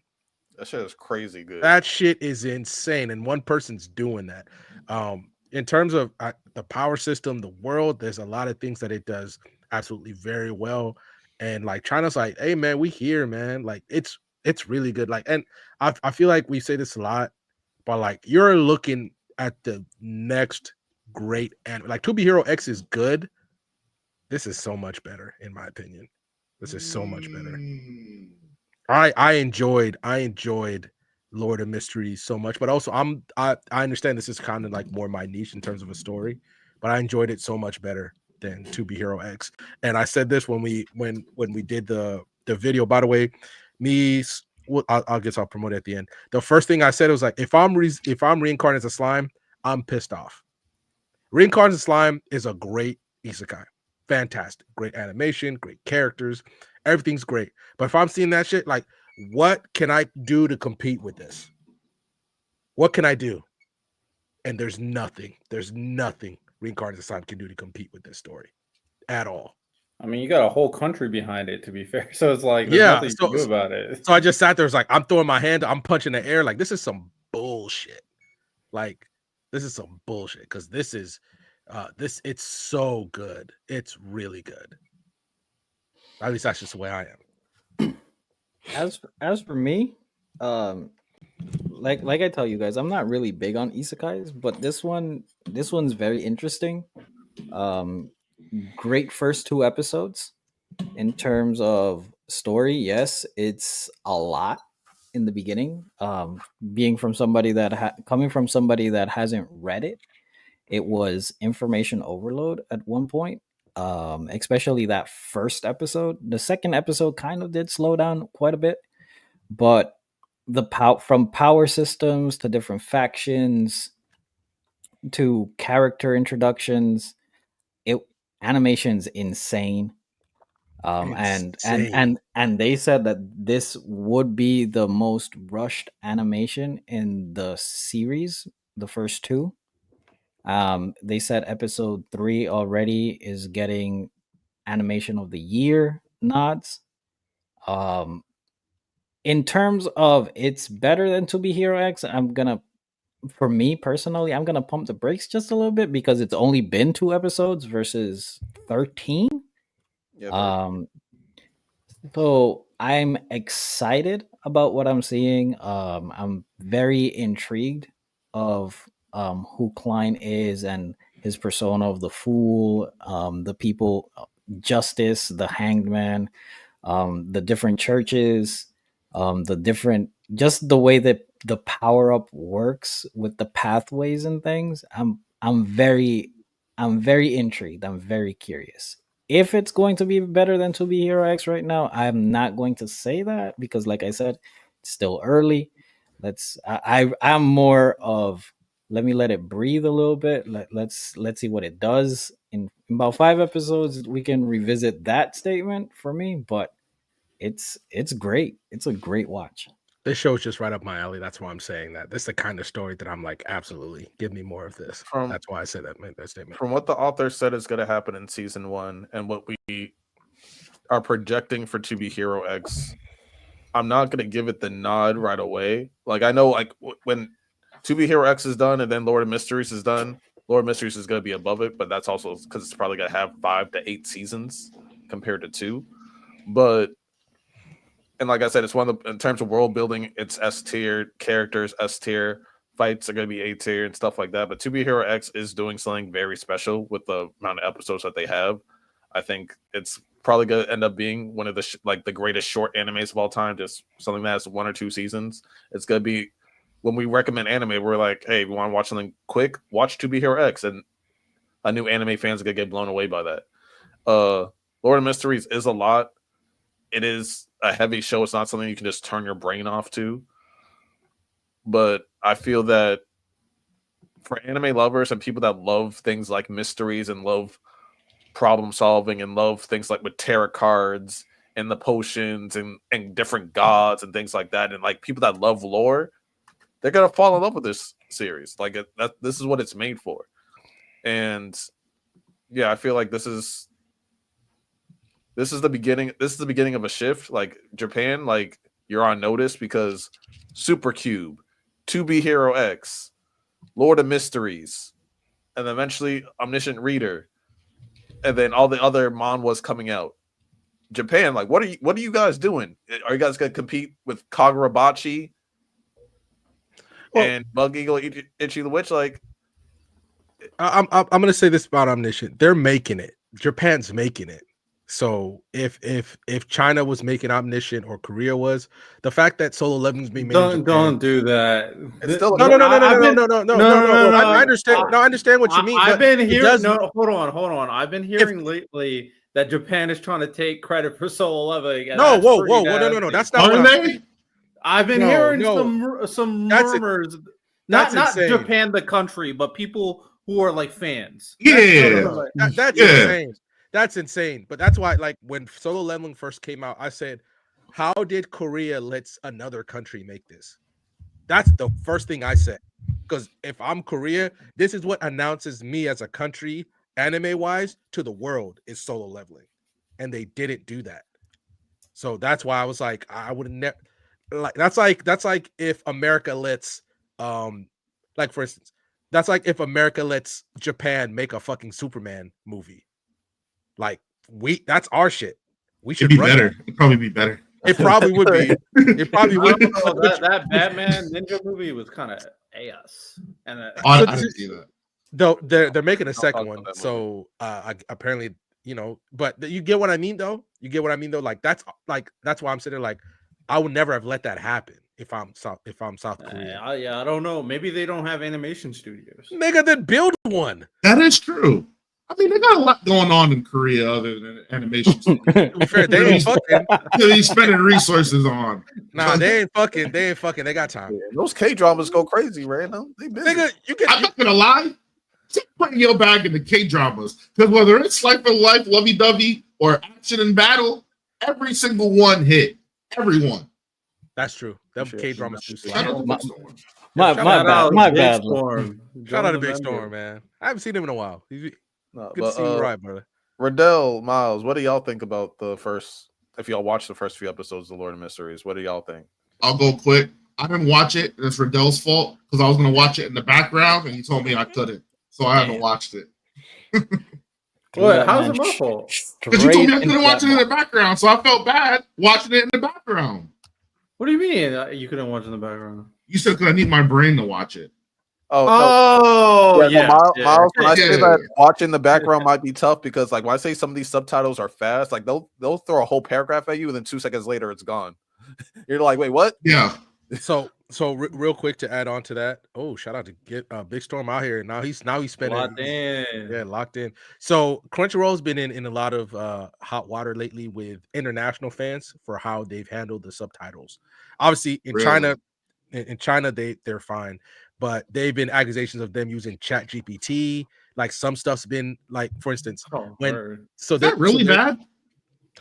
in terms of Inconsistencies. in terms of every I- language has this little Nuances. I get you. nuances. Yeah. And like for instance, one big part was when Klein meets Justice and the Hangman, and they do the things where unless like you're like Lonnie, if you didn't know who they were at the start, they fixed it, but you didn't know who these people were. These like even something as simple as like you can't put like something on there saying like because they show obviously in the show they put the Chinese characters down right to show you who they are, but unless all of us can read Chinese, we can't do that. So even something as simple as that, like they got in really big trouble for that. And also the fact that for international audiences, they cut out and scenes to like for the one they cut out in the first episode, Lonnie, I think you might know about this one, where they showed how Klein got isekai, so to speak, and how it got into the Oh, they there cut was an that out. end scene. I had Yeah. no idea. It's like one of those Chiba scenes. It's like Yeah. where, like they have like the big heads and stuff like that. Oh, They- well, I'm not gonna watch that shit. No, but it's like but the It's like a problem slice of life stuff. So like so in the story there is like a lot of slice of life in it, and the author understood it. So he's like, I took out a lot of the slice of life and I'm making it into like little shorts and little bits like that, so people could still see like the little slice of life moments, but make these episodes more event based. So like that's why like he wanted the first 3 episodes a certain way. So it's like I'm making sure these events line up so it's more event based instead of event slice of life, event, slice of life. So He like just Okay. reorganized a lot of his work. But I understand. the reason why I think it's just also like it shows you just a little bit of what Klein's life was, because what they do in the first episode, you get to see his mom and dad a lot, right? You get to see that a lot, but then these little moments where it's just like it's fun you get to understand Klein a little bit more what his life was before, and the fact that when the show starts, he immediately is like, wait a minute, I've been isekai, like he immediately understands it, and he just starts moving on from that, and it's just these things, because eventually what I think what I've heard and what some people have said, they're going to start putting big character, whether it's motivations or moments, slice of life wise, for certain characters in these things, and they took them out for the international audience. This is something completely new to most people. If you just use us for example, Lonnie's the only one who knew about this. So if we're trying to understand who Klein is as a character, or just seeing some of his quirks, or even maybe one time You don't. Okay. but I think I it's know important. No, I think it's I don't. important, I though. disagree. I don't think it's as important as you're making it seem. Because like when I just imagine when we first got into anime, we didn't need to know all the supposition and the manga backstories and stuff to enjoy and understand most anime that we watch. Depending on what they cut out, it could be problematic. Of course, I don't know what they may or may not cut out. But I mean, I don't need to know. I'm be honest, Lonnie. When we're up here, I personally, one thing I respect is it's making me use my brain, and I'm pretty good at analyzing things. So I really enjoy piecing things together. I do enjoy that. So that's I what see it makes in this real anime. time. He's not lying. Yeah, so I enjoy it. And that anime made me piece up a lot of things together. I am kind of like, I don't know how much I like the aspect of him having. So he isekai from a different world. He has these two abilities, that's transmigration and gray fog. And apparently that allows him to be this kind of being, but he also has to embed himself in the Beyonder power system as well. Like, No. that is a lot. And I'm like, I'm trying to understand. Did his other world, and I'm sure I'm going to find this out, but there's just so many pieces. And I don't know if I liked, maybe this is how it's supposed to be, but I don't know if I like it, how they real quick, you got a few things mixed up. So the transmigana, that's what the Chinese people, transmigration, that's what the Chinese people just called isekai. So he's just like, I knew that. So he transmigrated from his original world, and like random, and he knows how to transmigrate back. That's why I'm giving it. No. All right, so he tried to do the thing. Here's where that slice of life thing kind of comes into play. So basically how he got isekai'd, it was after work. He was texting on the street. He got bumped into. His phone got like down the drain. Someone tried selling him a new phone. He's like, nah. They're like, what about this like Lucky Charm book? He's like, why not? Let me just get rid of the book. He just did like a regular Chinese good luck charm, just like I guess a normal practice, like, oh, this is a good luck thing, and he got isekai'd. That's what happened. That's what he did with the bread.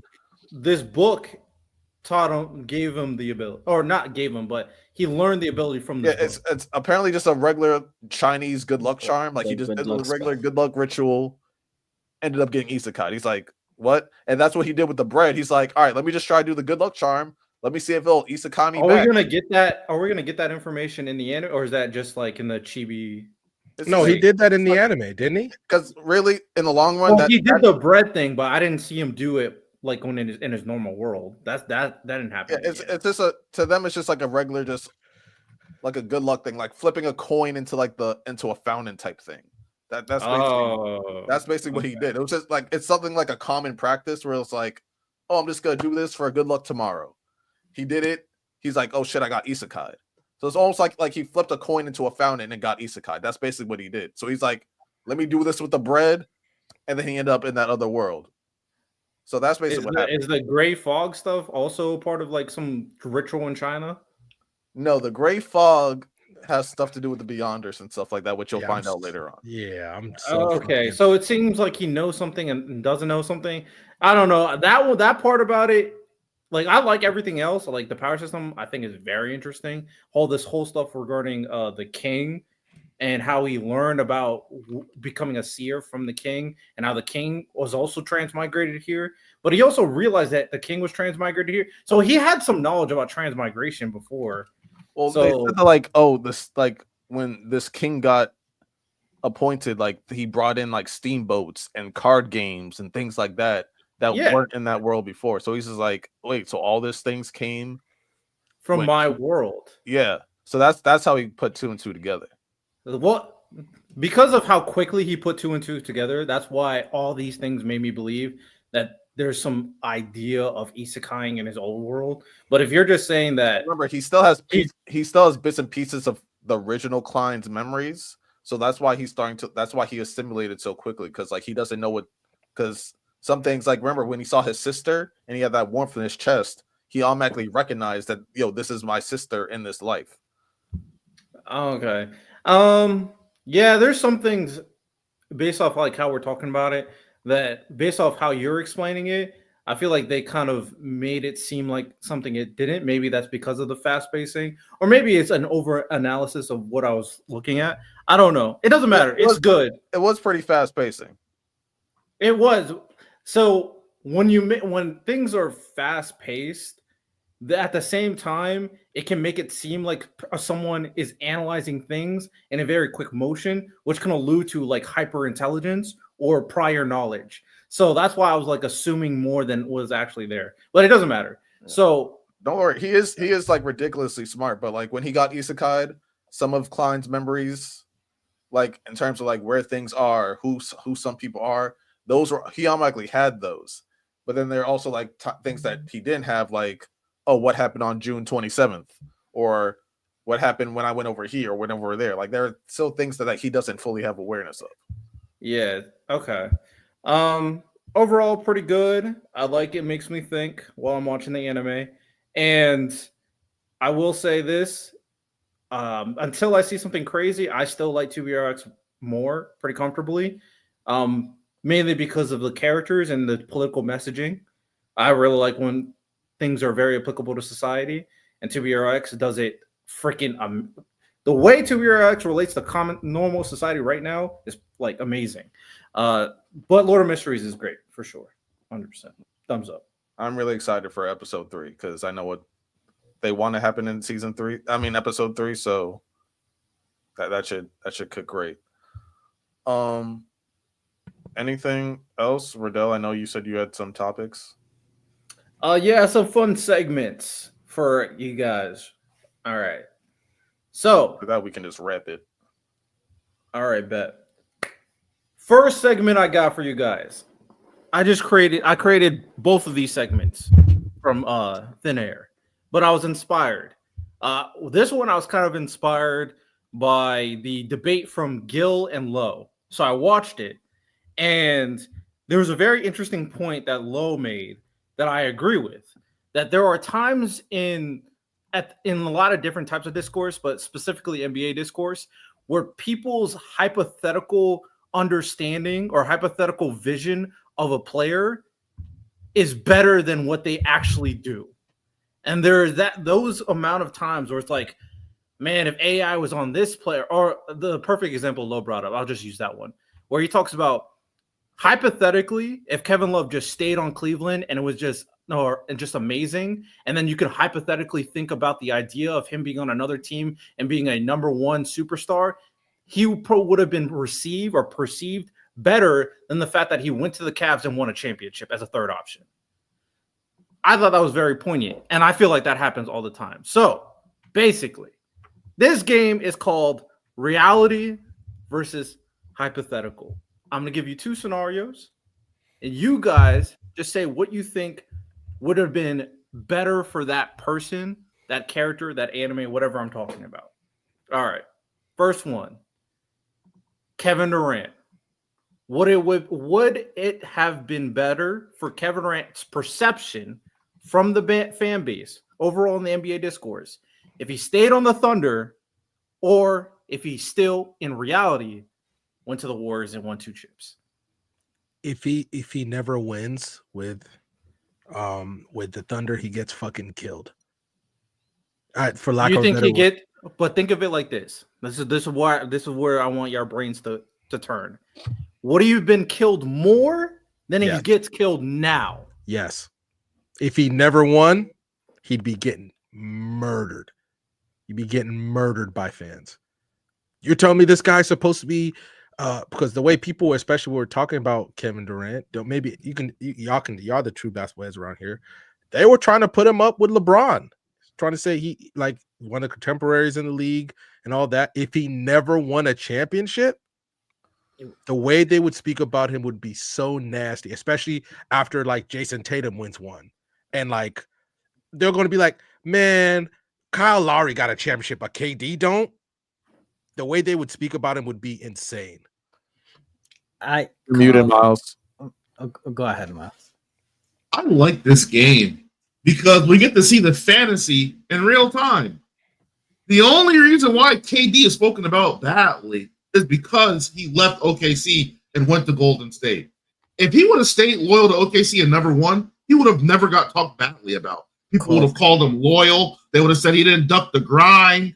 They would have said all of those things. So he would have had the media on his side and the fans. Because now, since he never won anything and he didn't do what was perceived as a weak move, people will just focus on he's a prolific scorer. The OKC Thunder aren't doing their job. He needs help. They need to help him. That would have been the conversation. People wouldn't have been mad and saying he's a prolific scorer. Why can't he get it done? People would have added all the context that should be added now that they don't add. You think they would have talked about him kind of in the same way they talk about Carmelo? No, Yeah. random. I feel like a lot of KD got an MVP, scoring titles. He did a lot, brother. I feel like a lot of conversations from that time get like just forgotten. A lot of times when OKC lost, they were blaming Russell Westbrook. They weren't blaming KD. Like a lot. It was his Westbrook fault. was getting a lot of the hate on that OKC team. I'm not saying that Kevin Durant that's not stays, right. I think like Westbrook probably ends up leaving because he gets so much hate. You I know think how they would talk about him though? They talk about him like Dan Marino, and I think No KD way. KD would hate that. KD would absolutely hate that because people recognize how great Dan Marino was, but the first thing they always bring up, he never won a championship, despite the fact that Dan Marino in the 80s revolutionized. He's basically the first modern quarterback. Like, bro was amazing. He could have played. Dan Marino was so good he could have played today. That's how great he was. But the way they talk about him, I legitimately believe. Before you go, Santo. I legitimately believe that over time his legacy would be worse because especially the fact that he did not win a championship. But they speak about Karl Malone bad. He didn't win a chip. I mean, Focus on the basketball. I'm talking about basketball. I'm not talking about. Do they speak about Karl Malone badly in basketball terms? See, the last time I saw a Karl Malone conversation was like Ticket crashing out. So I don't think that's the right person to talk about. Look, but because what I'm getting at is they don't talk about Charles Barkley. They don't talk about Charles Barkley bad. They don't talk about Allen Iverson bad. They don't talk about Karl Malone bad. They don't talk about Stockton bad. These niggas who don't win, they don't talk. There's no precedent. KD's better than all of them, though. It doesn't matter. It doesn't matter. Why would if they've never shown a precedent of talking badly about those players, why would they now all of a sudden just talk bad about KD? Why would he be the one that they single out of all of these NBA superstars who never won anything? With the amount of championship, don't talk about Nash. LeBron talked about the ring culture, even though I think he was capping a little bit in that ring culture statement that he made. The way I just saw seeing how they talk about sports and basketball in general, I think he would have gotten. I'll say this real quick, then I'll dive in. Everybody talks shit about KD, but I think that 99% of them would have done the exact same thing KD did. The exact same thing. They would have left 2 and went to go win 2 chips because, especially how KD conducts himself, he would have been like, I'd rather have these 2 rings than not.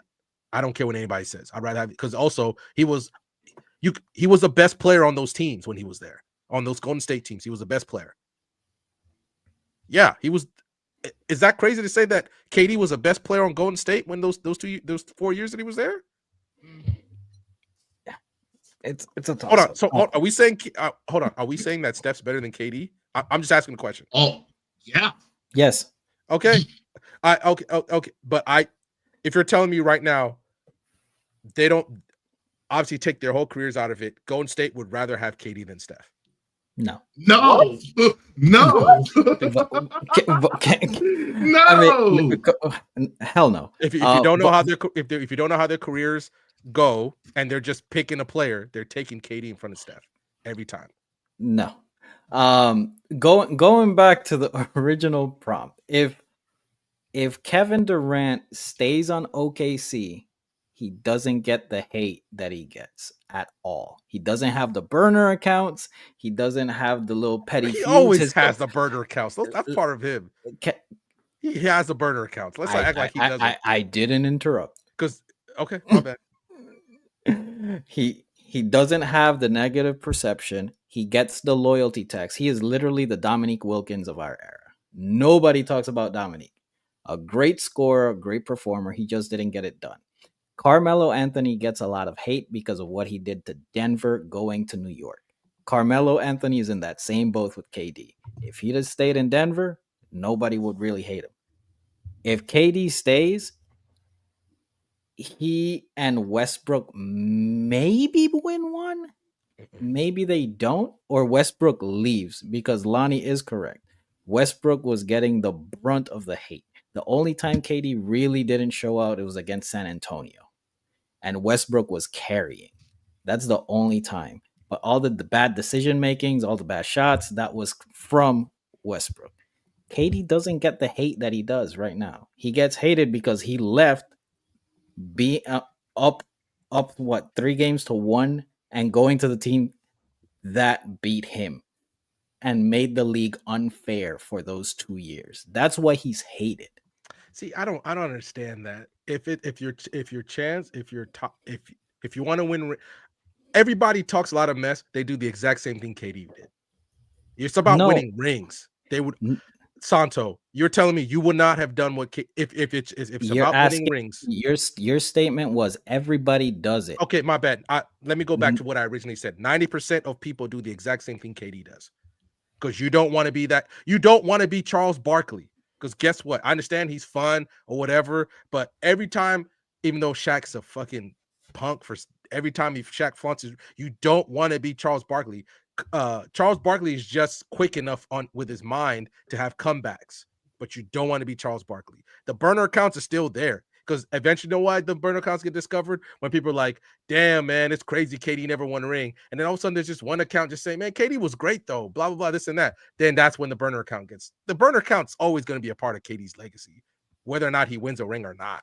It's always going to be there because what they're going to do, they're going to talk about him in a way that he's going to have to defend himself because KD does that originally. Why would him not having rings not stop him from doing that? But you have so many cases of people that don't have rings and they don't get shit on. You don't shit on AI. You don't shit on Vince Carter. You don't shit on Tracy McGrady. You don't shit on these players. KD is so much better than those players. It's not even close. And we would always remember But that. there's no precedent. Oh my God. That's what I'm saying. With the turn of the culture, with the turn of how sports media goes, with Skip Bayless going there and all these people, especially when about those guys. No. But okay, let's not pretend like Skip Bayless wasn't at the fourth. I understand it wasn't good. But the fact that Skip Bayless was putting all this emphasis on rings for Michael Jordan, especially versus, and then one point, especially because Skip Bayless was a KD fan at one point, Stephen A. or Shannon Sharp would be like, you talk about KD all the time. KD don't have any rings, and then people would latch onto that, especially with how much Skip Bayless will be attacking LeBron. Like, I don't understand. I think that people be like, whether or not it's to protect Bron or to just fight back against Skip Bayless, KD would get a lot of smoke for that because KD wouldn't get it done despite the fact that Skip Bayless and people of his ilk, because let's not sit here and pretend like Skip Bayless did not have the heartbeat of sports talk during the middle of the 2010s. I'll say this, there'll be a far more people defending KD than people shitting on him like Skip Bayless. I agree. So when Russ leaves and he's still not getting it done, because then we'll be like, okay, well, Russ is gone because he was the main problem, right? And then he still doesn't get it done. because obviously we're not because Golden State is not. He'll still Random get hates criticism. KD. I do not hate KD. I'm calling it. Random hates KD. No, I don't. There's no way. Okay. No. I got the perfect. How do I answer. hate KD when I'm like how do I hate KD when I'm like I don't see? Look, if it's Miles about is winning just rings, trying to it get doesn't you matter to how you activate get his trap card. Don't fall for I'm it. not doing that. I'm not doing that. I'm not activating his So, trap card. I support KD. I'll say this: nobody shit talked Dirk until he won that ring. Nobody. He was No loyal, one. great scorer, one of the best big man scorers of all time. Never moved. I always hear when it comes to Dirk's story before the ring was everybody was talking shit because it was a really bad look. The fact that he lost in the first or second round, he's getting the fucking MVP ring. He's not even in the playoffs anymore. And people always bring that up before. I don't. People always brought that up with Dirk, so I don't understand how that is. In my and what I didn't see it like that. They always bring that up before that. Other than Doc Rivers with the 2008 ring, nobody has benefited for winning a single ring like Dirk has. Riddell, how many more of these you got, man? Can we go around the room and make our verdict, man? I'll do 3 this, and then we'll do my last game, which is all kind of anime related, and then those are my 2 things. But yeah, verdict. KD, would he be criticized more if he stayed on the Thunder versus the fact that he went to the Warriors and won 2 chips? What's people's verdict? Oh, seeing how people call KD the ultimate snake, the ultimate betrayer, how he ruined sports worse than LeBron did. I'm gonna go with he would get less hate. I'm gonna just go with he would get less hate. Not that he wouldn't get hate, but he would get less hate. Ruined sports is insane. I agree with that. Ruined sports is insane. There's no way. He ain't the first person to do that. No, he just did it the worst. People say insane to me. It's not and random. It's the how he did it more than anything. So people were saying if he would have went to any other team, they would have been fine. Would have been fine. But he not only went to the best team, even if he went to the best, I'm gonna be honest. If you would have just went to the Warriors and let's say the Warriors swept them or something, I don't even think that would have been that bad. But for you to have them to the point where all you need to do is put your foot on their neck and they come back and they beat you, and then you join them, is why people did everything that they did. If they get swept, if they lose in 5 or whatever, if they don't compete, basically, people care. Like, oh, this nigga's stacking the debt, but it doesn't get scrutinized that badly. I think that's how the cookie crumbles. I don't see how him staying could ever be viewed worse than what he did. Favorite player of all time, by the way. Just saying. I'll just stand over here. I do not hate KD. And I abandoned that right now. Did that too. I'll just stand over here by myself because the way Aaron Rodgers gets criticized so much for just winning 1, and we know how bad ring culture conversations get over the course of the 2010s. But with context, he also flopped in the playoffs historically. Man, shut up! $2 super chat from Sauce. He had them down 3-1 and then joined them after the 83 wins. Give him a 73, but 70. I agree. I was just reading.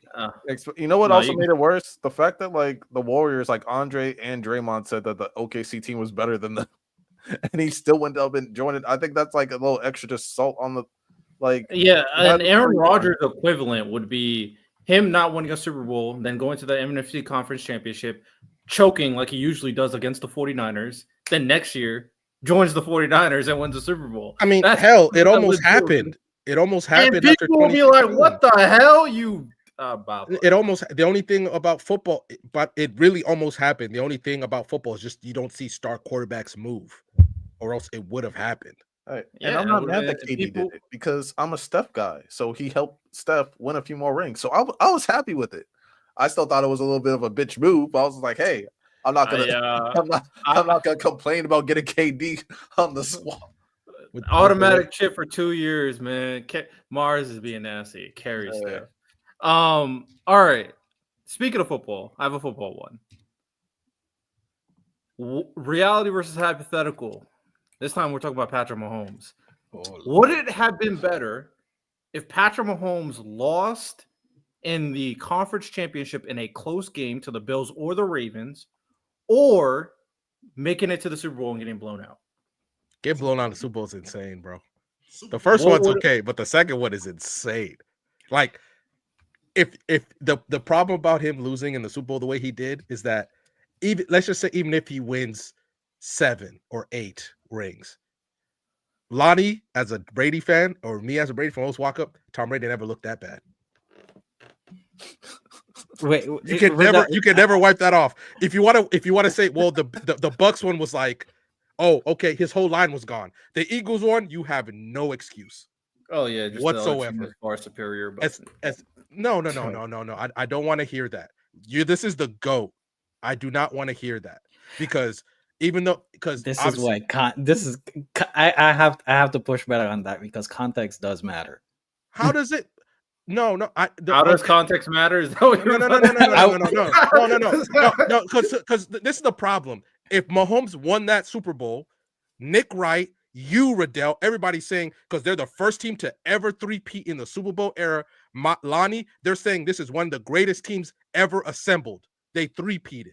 They're saying Trent, you were all saying I never called the Chiefs hold one on. of the Let me greatest finish. teams, Now though. stop. I said the Eagles were the better team all the time. No, hold on. Let me finish. Trent straight up came up on our thing and said, if he three-peats, this is better than anything Brady has done, which is insane. Well, it's a three-peat. Like two things can be true. You know that, right? I mean, stop talking about it. Go ahead. No, okay, Riddell, you're right. Two things can be true, but you were legitimately saying this is better than anything's ever done. 20-3 fucking happened, bro. You watched it happen. Mahomes has never done anything like that in a Super Bowl. But a 28-3. A three-peat has never been done in NFL history. Yeah, I would say that technically that's a lie. The Green Bay Packers did it. To be fair, Random, if Mahomes did three-peat against this Eagles team, one of the greatest teams we've ever seen, then I would have to give it to him. With the team that he had. With the team that he had. Acting like this team was trash, like he was in the wild card. No, it's not that the team was trash. The Eagles was ridiculous. Random, you do this thing that sometimes really gets on my nerves, bro. Like you're saying that the team is like nobody said that. Nobody's acting that way. Why do you always think it was one of the best teams we've ever seen? Hold on. But the way people talk about this is the same thing people used to accuse Brady fans of doing all the time. They were still the number 1 seed. They were undefeated for the majority of the year. They were going for 3. They're the most successful attempted three-peat team of all time. Yeah, right. But you're making it sound like they were blowing teams out. No. I'm not. I'm not saying. I'm doing it. You see, no. Wait. I'm not saying that though. But let's not pretend like they weren't a good team. I did one of the best teams in the league. Random. I did that on purpose because you see what I just did to you. That's what you do to us. Nope. No, not saying that. That's what you're saying. You just go to this extreme. No. I go because the way people talk about that Chiefs team, despite the fact that Lonnie can tell you, Riddell, from the minute the fucking season started, I was the first dude. We went viral on open field for a while. I was like, there's fucking problems here. Mahomes just covering them because, I don't know. I only watched Brady fucking do it for the better part of 2 decades. And then I'm sitting and people whether Riddell understood. He was up on game. He understood what was going on, right? He understood that, okay, there's some technical problem with this team. But when you're talking about obviously the contemporaries, Joe Montana, even though the one thing about Joe Montana, he never had to worry about free agency, stick him, other things going on, steroid use. They never bring that up with Joe Montana, Brady, Deflategate, all that. But things those two guys can say that Mahomes never did was that when it came to it, despite the fact, let's not pretend like Brady can say that because he faced the Legion of Boom, one of the greatest secondaries and defenses of all time. He was never embarrassed the way Mahomes was. You cannot be on the biggest stage if you're the GOAT and you get worked like that and you also play bad. Fine, even though I still bring up the Bucks Super Bowl, but we'll let that go because this line was hurt. But then when it happens again, I'll say this, Riddell, this can never happen again. He cannot get blown out for a third time. Because if he gets blown out for a third time, we're gonna have to start having because the way it goes, every other year that Mahomes makes the Super Bowl, he gets fucking blown out. All right, That's the trend. I do want to move It's on not, to the next scenario, the next game. I will say this: to be fair to Mahomes, all year after Rice got hurt, we were saying his weapons are ass. That's what we're saying. One We're of the saying worst that. Also- wide receiver cores in the Also, league. I was bringing that up from the start of the I think I was season. saying this that it should be illegal that they had that type of left tackle play on Mahomes. It was Like bad. for real, those left tackles should be arrested. I for was what bringing that up. They were I was- terrorists. They were terrorists, and they were jeopardizing the NFL's biggest asset. They were jeopardizing the NFL's biggest asset with their play on the field. That left tackle play was disgusting and some of the worst I've ever seen watching football. Period. And you had those.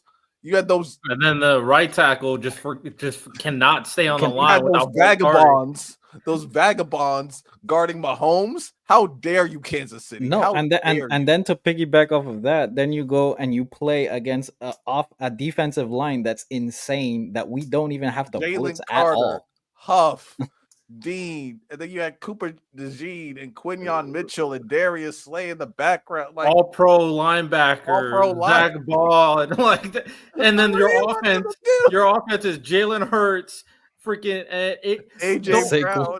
legit Saquon. The crazy thing is because we came into the conversation, and one of the reasons I was like, the only way the Chiefs are winning this is if Jalen Hurts plays bad. Like that's the only way, because there's no reason for the Eagles not to win that game. But all right, final verdict. Would it have been better if the Chiefs lost in the playoffs and the conference championship against the Ravens or the Bills, or getting blown out in the Super Bowl? It would have been better. It would have been better if they would have lost to Josh Allen.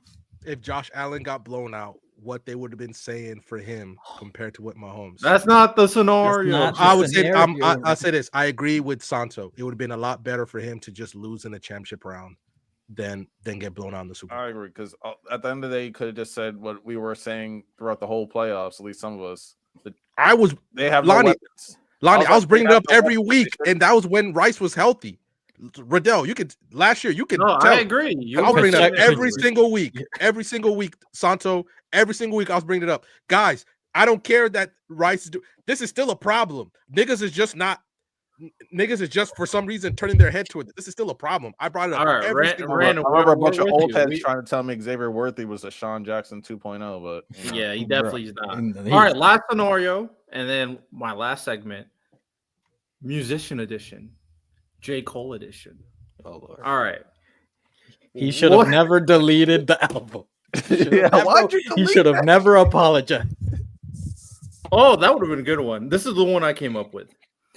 Would it have been better if J. Cole stayed in the rap beef between Drake and Kendrick, or the reality where he entered the rap beef, found out, oh shit, it was getting real, and then left and then apologized to Kendrick Lamar? What was the better scenario for J. Cole?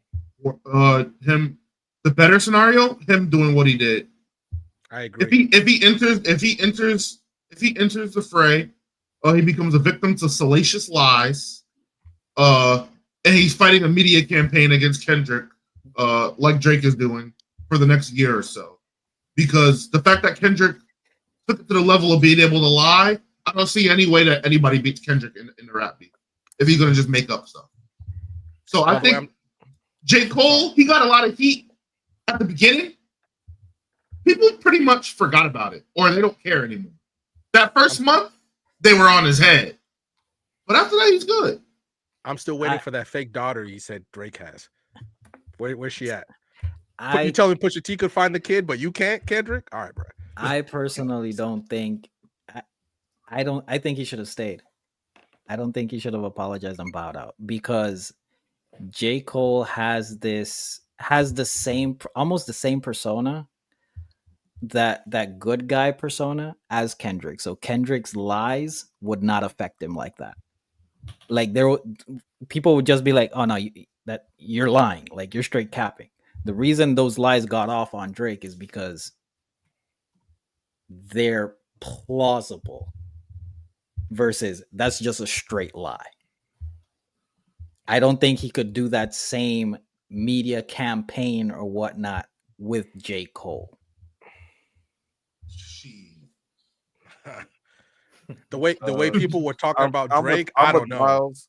No, I'm with Miles. He got out well when he could. Probably would have been a lot worse for him. Especially if Drake turned on him too, then because I don't think J. Cole personality wise can deal with two niggas making diss songs about him at the same time. Like if Drake dropped a diss track to J. Cole and then Kendrick dropped one like an hour later, I don't think he just doesn't have that personality, in my opinion. So But I don't think Drake would diss J. Cole in that scenario. They Exactly, would both that's where be I'm at. dissing Kendrick. And also, he would still be in that best rapper out there conversation. I actually think that might propel him in the mainstream media to be a more sought out rapper than he is now. Now it's very, very backpack. Yeah, I think it works out better for him. People actually say, "Hey, J. Cole has been talking about being the best rapper. He can out rap anybody, and now he's actually stepping up to the plate, and he's not running from it. Like all of that goes away." To be fair to Santo, I feel like before all that stuff that happened with the beef, when you would have been like top 3 rappers right now, and you put J. Cole in that convo, everybody was like, "Oh, sure." Nowadays, I feel like you put J. Cole in that convo, everybody like J. Cole, what the fuck? They would not be vibing with that. I'm not gonna That's lie. insane. He's still one of the best out there. What are we talking about? But it's the perceptions, how they feel. Like, oh yeah, Exactly. that dude ducked out, man.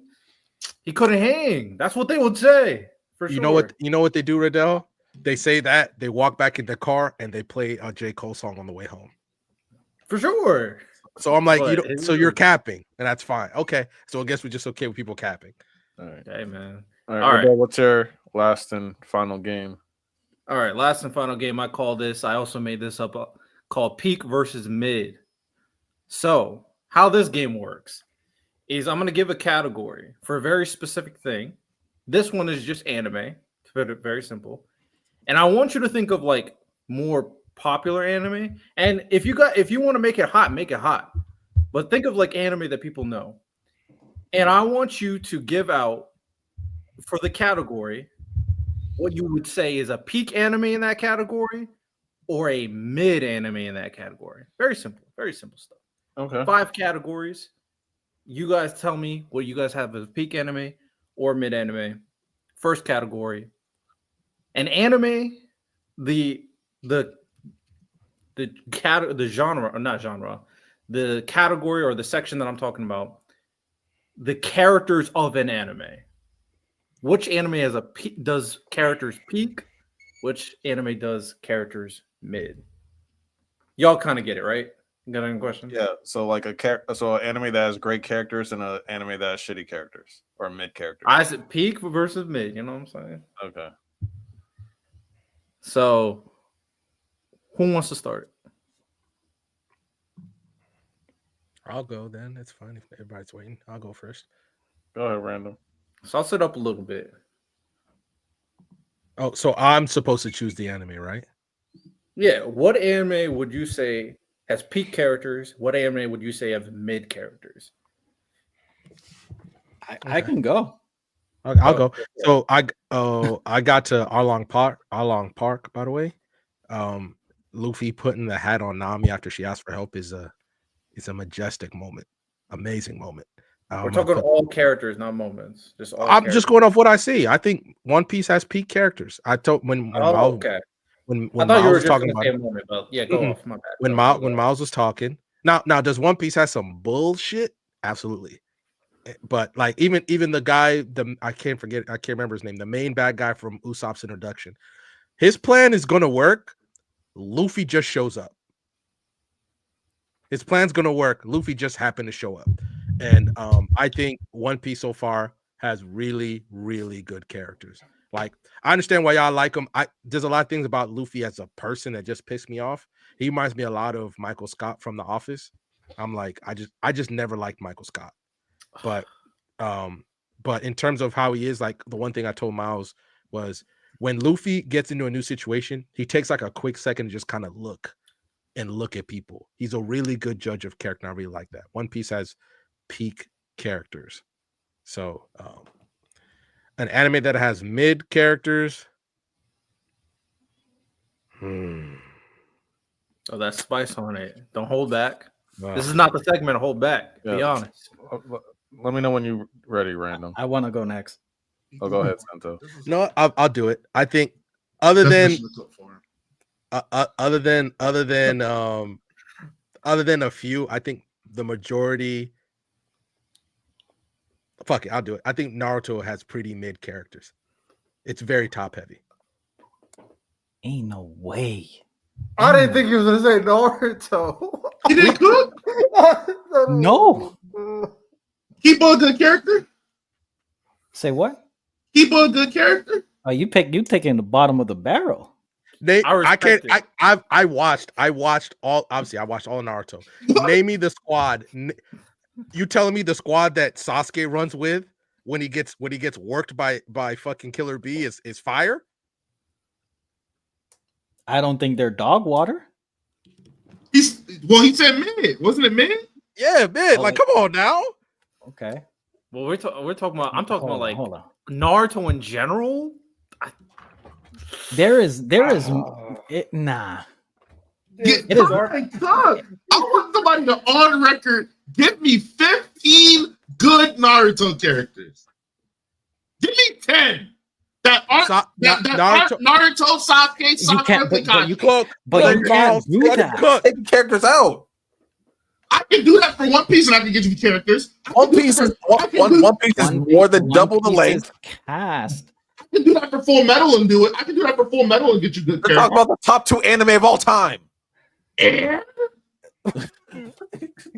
you said, what's the show with mid characters? What's the show with good? I want y'all to tell me where the good Naruto characters are. Where they at? Man, Where I'm are just these good characters at? doing the segment, man. But this is Okay, Naruto, Sasuke, Sakura, Kakashi, Gaara. I'll help you. Give me 5 more. Orochimaru, Orochimaru, Itachi, Pain. Jiraiya. Y'all slander Itachi on Hey. every Obito. occasion. They slander Itachi. I don't think Obito's that great. Kabuto. I don't think Kabuto's that great. Is Orochimaru, I'll give you. My Sure. guy. so we're going great. My guy is not. My Well, guy is not that. Shikamaru. Shikamaru, I'll give you. Okay. So we're going great characters. Not, Are we not going Well, Raya? good. Well, even Obito's not some great character. is That's fine. is Kabuto not a good character? Jiraiya. No. What about Kabuto makes him good? Well, I feel like we've named 10 though. Y'all name 10. Y'all are fine. I'm pushing back on the Kabuto thing. Jiraiya is good. Gaara, all of those people are good. Outside of that, the cast is weak as fuck. How often do we see all of those characters y'all mentioned? Niggas don't see Orochimaru all the time. Niggas don't see Gaara all the time. The niggas you see all the time suck. Ino's good. You see her most she put in. She sucks. She sucks. I feel Yeah. so. Sucks. Oh God. I feel She great. That I'm not the only sucks. person. Doing Getsu sucks. This is He nasty word. sucks.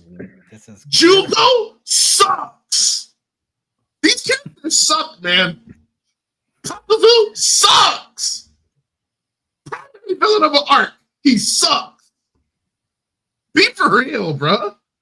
Really feeling sucks.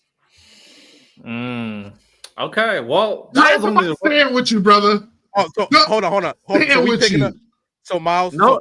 So wait, y'all hold on, y'all got stocks we in gotta- Kankuro. That's what we talking about. Y'all got stocks in Kankuro right now. wait, hey, you named it. We gotta keep moving. Characters suck. We gotta keep moving. So you're gonna keep My- moving, but I'll say this. For a character that introduces as many different, for an anime, nobody said Vsauce. No one said that. Anyway, for an anime that introduces as many characters as it introduces, Naruto has to be the worst. For as many characters that it introduces, how it handles all of these characters. They fucking stink. the worst. What anime introduces this many characters and this many subs? Bleach All of the Bleach characters is cold. All of them niggas is cold. Every single Espada, they're all cold. Even the one that has no personality and he's literally Cayenne, living through Cayenne, even he's cold. The only Espada that's whack is the black nigga. He sucked. All of the Espada are cold. The full bring niggas are interesting. What's the German? What's the third right niggas called? The Sterners are cool. The captains, do I gotta talk about them? What are we talking about? My Hero Academia? Class A clears the Naruto characters. Bro, Clears. I'm so good. Clears. I'm so good, Miles. Kaminari or Shino? Huh? Kaminari or Shino? See, okay. I'm so Riddell, because if we go Class A by Leaf Village Ninja, the Class A clears. If we're saying Class A versus Konoha 12, Class A clears. No. Then if we go League of Villains to Akatsuki, League of Villains is better.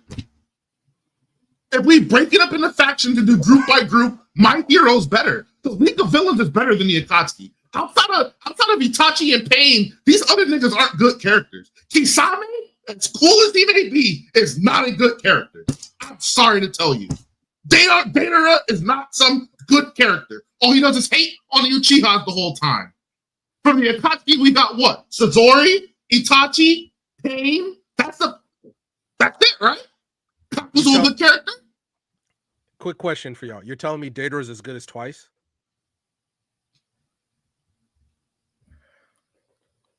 Random. When you meet them with facts, they can't rebut it. Let's go. They can't. Let's go. They can't. Lottie, go ahead and cap. Lottie, go ahead and cap. No, Santo, don't shake your head. Is the Konoha 12? No, because I just find it so. I just find it so convenient that that's who we put Twice against. That's all I'm saying. Okay, Twice versus Kisame. Is Twice? Is he?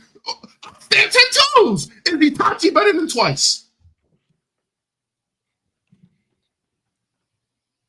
That's what I thought, Miles. I can make the argument. oh, I would 100% make the argument. Yeah. I'm dead ass. I'm not a Itachi Twice hater. over But- twice. Yeah, I can argue that. I would 100%. That's why I'm shaking my head. Yes, but I'm ultimately, you know, y'all doing your thing, slandering Naruto characters. Naruto all that has. good- Yo, this all that clip is gonna stuff. be insane, Miles. Disgusting work. Disgusting work. It can be insane. Naruto's not that good. Naruto is fantastic. It's very top heavy. We- Is that not a valid criticism of Naruto? Top heavy? No, I think they have a lot of really good characters. I genuinely do. I do think there's a lot of characters that have wasted potential. I'm 100% there with you guys. Like you guys named a couple of them. Reborn or Naruto characters. I know. Tokyo Ghoul or Naruto characters. Naruto has more. Not the whole show, just characters. Tokyo Ghoul or Naruto. Naruto is more than Tokyo Ghoul, I'd say. More in number. Yeah, that's what that allows them to have just more good characters because they have more characters in general. Yeah. But in terms of quality, I think Tokyo Ghoul is fantastic, so I'm not really too pressed about that. If I'm thinking, I think you made an interesting Tokyo point. Ghoul's better than Naruto, but that's just In terms What, of Lonnie? What? What you said? I actually didn't hear you. I actually did not hear you. Let me clarify. The manga of Tokyo Ghoul is better than the manga of Naruto, but that's just Sky's blue. It's not hard to do. What were you saying, Riddell? disgusting. This man is disgusting. My thing is, if you're giving the caveat of character an anime that pushes out a lot of characters, and then if we're using a proportion or a ratio, then honestly you might have a point. In terms of that, Naruto might lack because they do push out a lot of characters that don't really mean much. Even in Boruto, it's even worse, by the way. It's even worse in Boruto. So yeah, that's probably a problem. It's very, very. It's when it comes to like the good guys, it's top heavy. There are other good characters, but a lot of them is also very lore driven. The ones that he doesn't have to kind of flush out. So I think you fair point. Well, I say they have a mid cast of characters. Hell no, Oh, but yeah, they do. that's a fair To be point. fair, I still Do you know who Maybe- Torun is? Hell no. Exactly. You know who she is? mm, Is that the guy that fought Lee? No, that's the other right hand man of the Raikage next to Darui. The guy with the blonde hair. Oh, the girl? No, that's a guy. You don't even know his gender. That's how ass the character is. That's how ass the character is. They do. I hear you. I'm not gonna hold y'all. I've been sitting on that opinion for don't get me wrong, I still like Naruto. I still think it's So very we good. didn't name no Land of Waves character random. I could have said Zabuza. I could have said Haku. Those are good characters. They're good characters, but like, come on now. Better than Yakashi. Most of them. Mhm. All right, but I do have another peak mid one. I was gonna say in terms of characters, peak. I was gonna go Magi in mid, reincarnated as the slime. I know I gotta do my research. You said Reincarnated the Slime is mid in terms No, of characters. Characters outside of Rimuru. Outside of Rimuru, there ain't a lot of top heavy characters like that. There ain't no top tier. There's not a lot. He might be cooking. Benimaru is cool, but he's not top tier. Malim is See, there's an interesting conversation that I'm based off what Miles said and what Lonnie said that I think there's something interesting there where a lot of characters are built off lore. So the anticipation of who the character is, kind of like Mihawk, you're not flushing out Mihawk, but we know who Mihawk is based off how the narrative talks about him. So does that make a character good, or is that just to make a character badass? I think if based off that, there might be some validity because a lot of characters are not fleshed out. But I think you could be a good character without being if you fleshed want to out. say like Diablo, cool, but I'm not gonna say Diablo's no top tier character. Like he's Diablo, the dragon dude, freaking see. You know what? I'm a host. Do what you gotta do. As I say, but Magi, multiple top tier characters to me. Sinbad got his own damn show. Alibaba's elite, Morgiana's elite. I agree with you. There's a lot of top tier characters in that show. it's crazy. I'll keep mine simple. AOT has a lot of elite characters and mid solo leveling. That we finally all agree. That's Low All right, big dog. I'll make it simple. I'll just make it simple. It's Even though Sunjung Woo, name me 3 other characters you can't. Shit. King Day Socks. Iron Egress. I'm just naming names that sound Korean. I'm not gonna I just made that up. I will say, I think the anime has done a better job of highlighting the other characters. They're still mid to bad, but did a lot better than the manhwa did. You think for real? You think some like for instance the healer dude that dies in the manhwa, he really ain't shit. They got him to go to the Korean spot, cook some meat, and all that, and have a little scene. I'm like, I ain't no way they're doing all that just so broken get snuck by Biro for real. But Like but what kills me is that that's how we name all the characters from solo leveling. Guy who heals, demon girl, guy that throws fire, guy turns into beast. Name them. Yeah, I can wait. Okay, you're cooking. Miles, did you name one? No. So Pete, I got Eureka 7. You know, every character is elite, not one bad character. Simple. And then for mid, what was my mid? I had a controversial one to get motherfuckers mad. Fuck. It was gonna get all y'all mad. So okay, I'll say this one because I can't think of my original one. I think the Fairy Tale cast is fucking that shit's shit. It is not. It's just Listen, man, Santo, you like capping for mediocrity, my brother. If that shit mid, that shit mid. Because Santo, I'm saying it's shit, but what we're going with is mid. That's the criteria. So they are mid, but I'm calling them shit. I'm telling you, you just say things sometimes that I can't even talk after you do, bro. Oh, bro. I can't even talk. So now the fairy tale cast is good. Yes. I'm just glad my girl was asleep, Miles. She might try to kill Ooh. And we calling anything good. Let me see. What's the good fairy tale characters? Loxus is a dog. I fuck with Loxus. He good. Gray is fire. Yeah, that's my boy. I'm glad we're on the same fire. page. Juvia's fire. Jalal? How you feel about Say Jalal? Urza? I was gonna say Gajeel, both of them. Gajeel told. Jalel? Did you say Jalel? I'm not fucking with Yeah, no he did. Mystigan, man. I'm not fucking with Mystigan. Agnologia, Mavis. I'm not fucking with Acnologia, man. I'm not fucking with Agnolog either. Zeref, Now, though? Zeref, I'm fucking. Zeref is who? Whoa. That's a villain right there. Boy. I don't lie. Zeref is one of them ones. How many characters do you need to like not be mid that are good? Like it depends on how many characters in your show you introduce. So when you got motherfuckers like God Serena in the show, that hurts you. Yo, God through the so mid, bro. He's trash.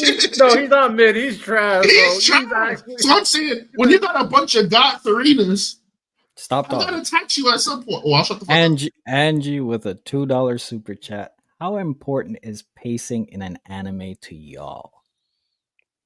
It depends on the stakes in the story, or the story stakes. It depends on how old I am. If I'm a kid, it doesn't matter at all. If I'm a grown ass adult, you better speed that shit up. I'm not gonna lie. it's not about pacing to me, it's about the delivery. You can like have something fast paced or slow paced, but like it's how you execute it. To me, it's the depth of the story. If a story doesn't have depth, speed it up. Like, just give me good evil fight, get it through. If it's a deep story, slow down. Let me unpack it. ReZero does a good job. Deep, it's a deep story. Does a good job of slowing things down. Mushoku Tensei slows things down. Soul 11, like, bruh, you're just trying to see some people box. Let's go. Let's go. We don't need the exposition. Yeah. I'm not gonna lie. It's not gonna save it. All right. Speaking of exposition, last one. I was gonna do 5 categories. That one category took hell long, so I'm just gonna do 2. Last one. Plot. Which anime has a peak plot? Which anime has a mid plot? I'll go for it first. Peak plot, Lord of Mysteries. Bad plot, Ninja Kamui.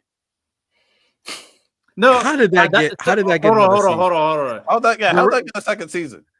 I don't know, but all right. The reason why I said mid is because I don't want to talk about the bad stuff. That's boring. Mid plot. You have to give me something that's mid. Mid plot. What's something mid that I've watched? Does Windbreaker technically have a mid plot? I'm Because asking. it's a great story, but like the plot is after season 2. I don't think so. Season 1, I would have been like, absolutely. Season 2, I don't think so. Something with a mid plot.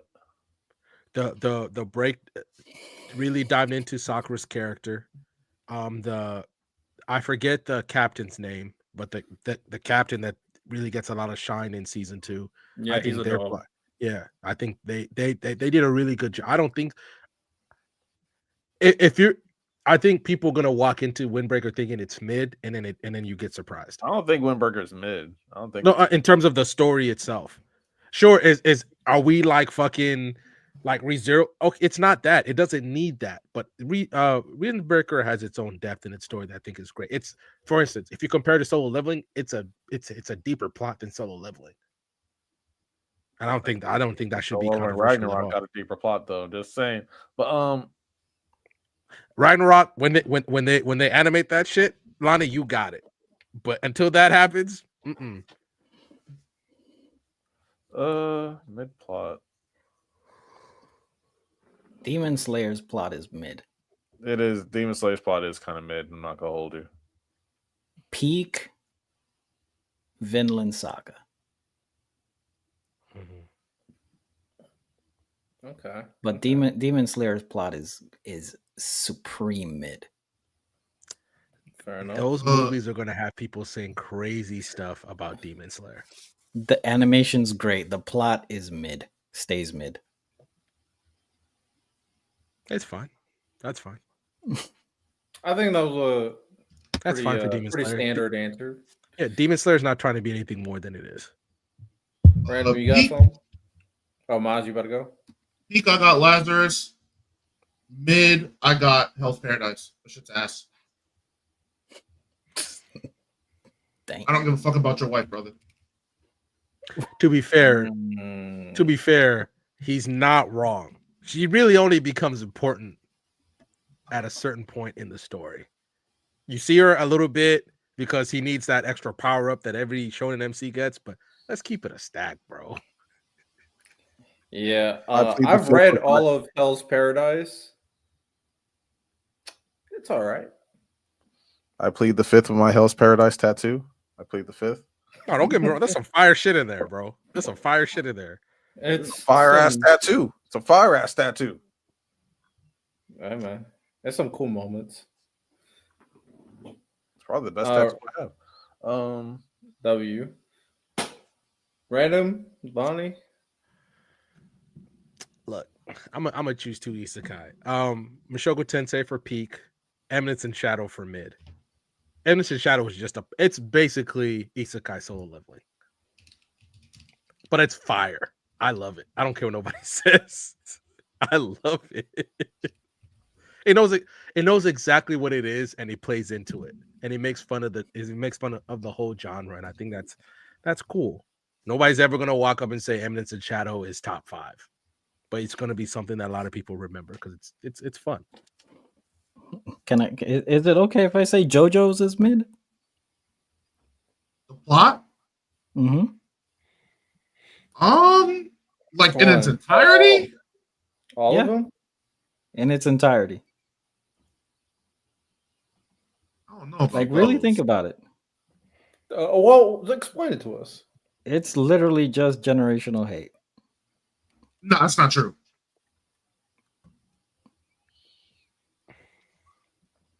That's not true. Not all of it.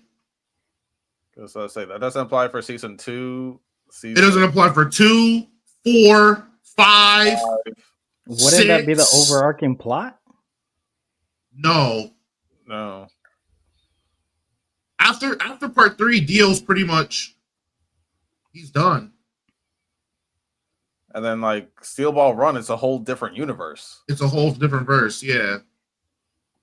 But Vento Arreo, Giorno is like Dio's son or something. They're related somehow. Part 4 is about Killer Queen and Yoshikage Kira. Nothing to do with Dio at all.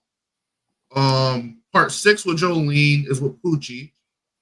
Kinda with you. Kinda. A little bit. He's like there's like a trace of him there, but it's not much to do with him compared to like the ones that are like Dio hate. the Dio influence. You good, bro? Yeah, I hit my funny bone. Ugh, that's the worst. Like it doesn't hurt, but it just feels weird. No, I know what you mean. All right, wrapping up, Lonnie, you got one? You didn't say a mid one. What's a mid plot? No, that's not a mid plot. I'll go.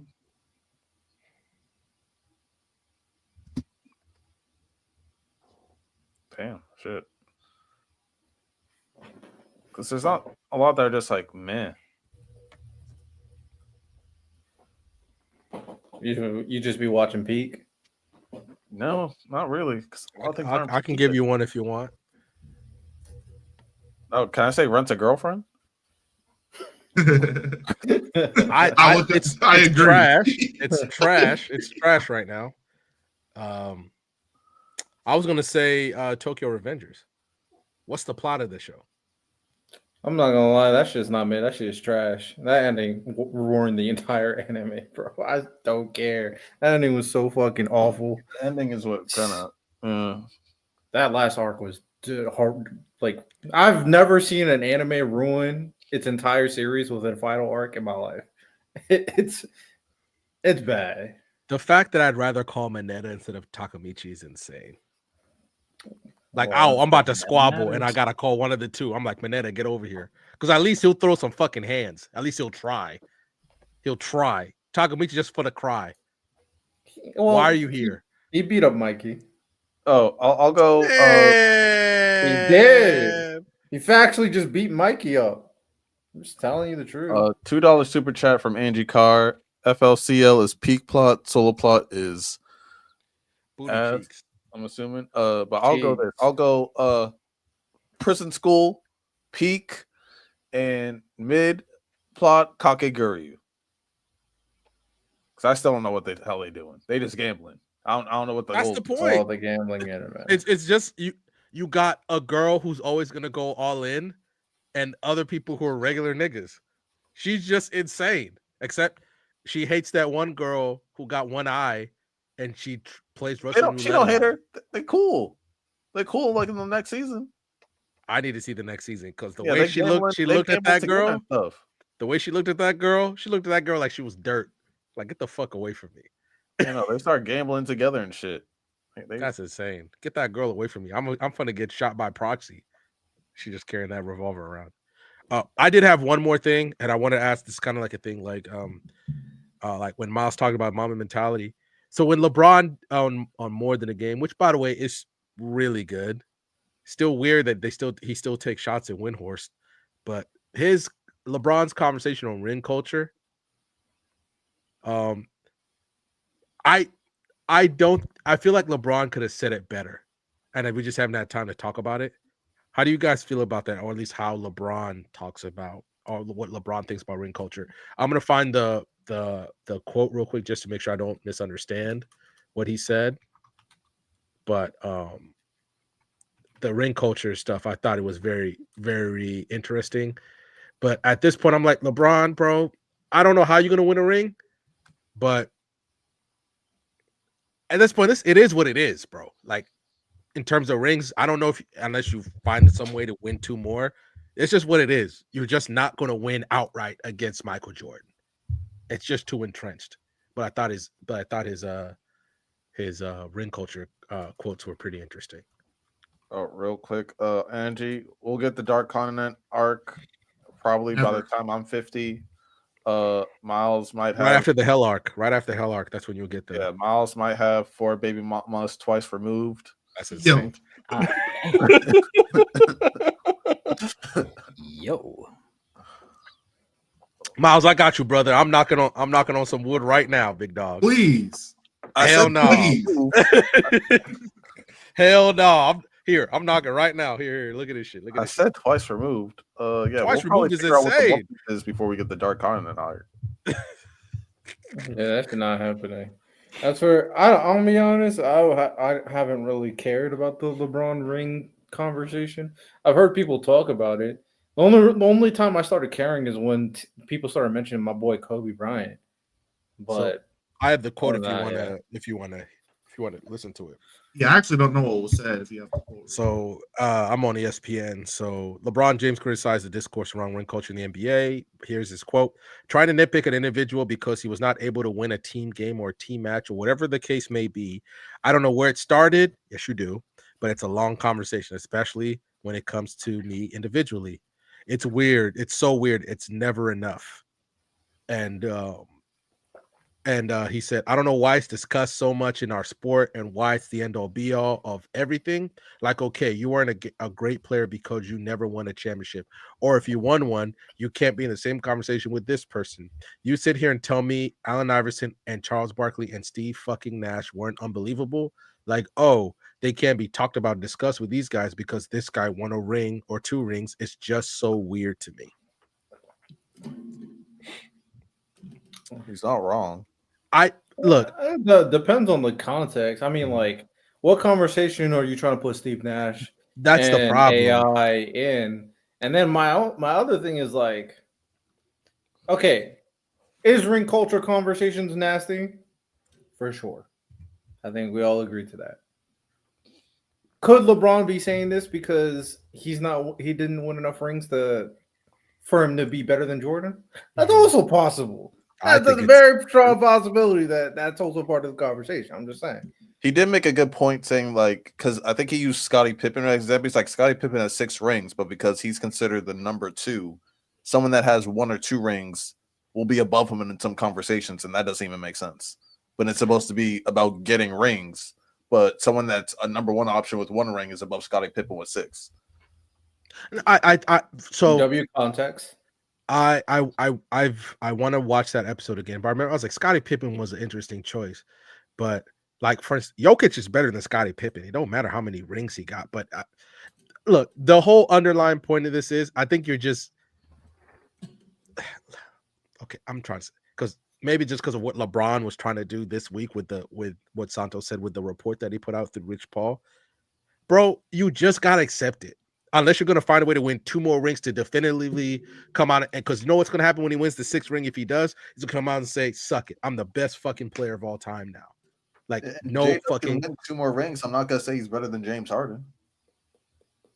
I just thought, like, nobody's saying Allen Iverson was not great. Nobody's saying Charles Barkley was not great. But when you want to talk about them with some of the best, okay, if you want to let's just say Steph Curry won one. Let's just say he won 1 ring. He won 2015. He just never won again.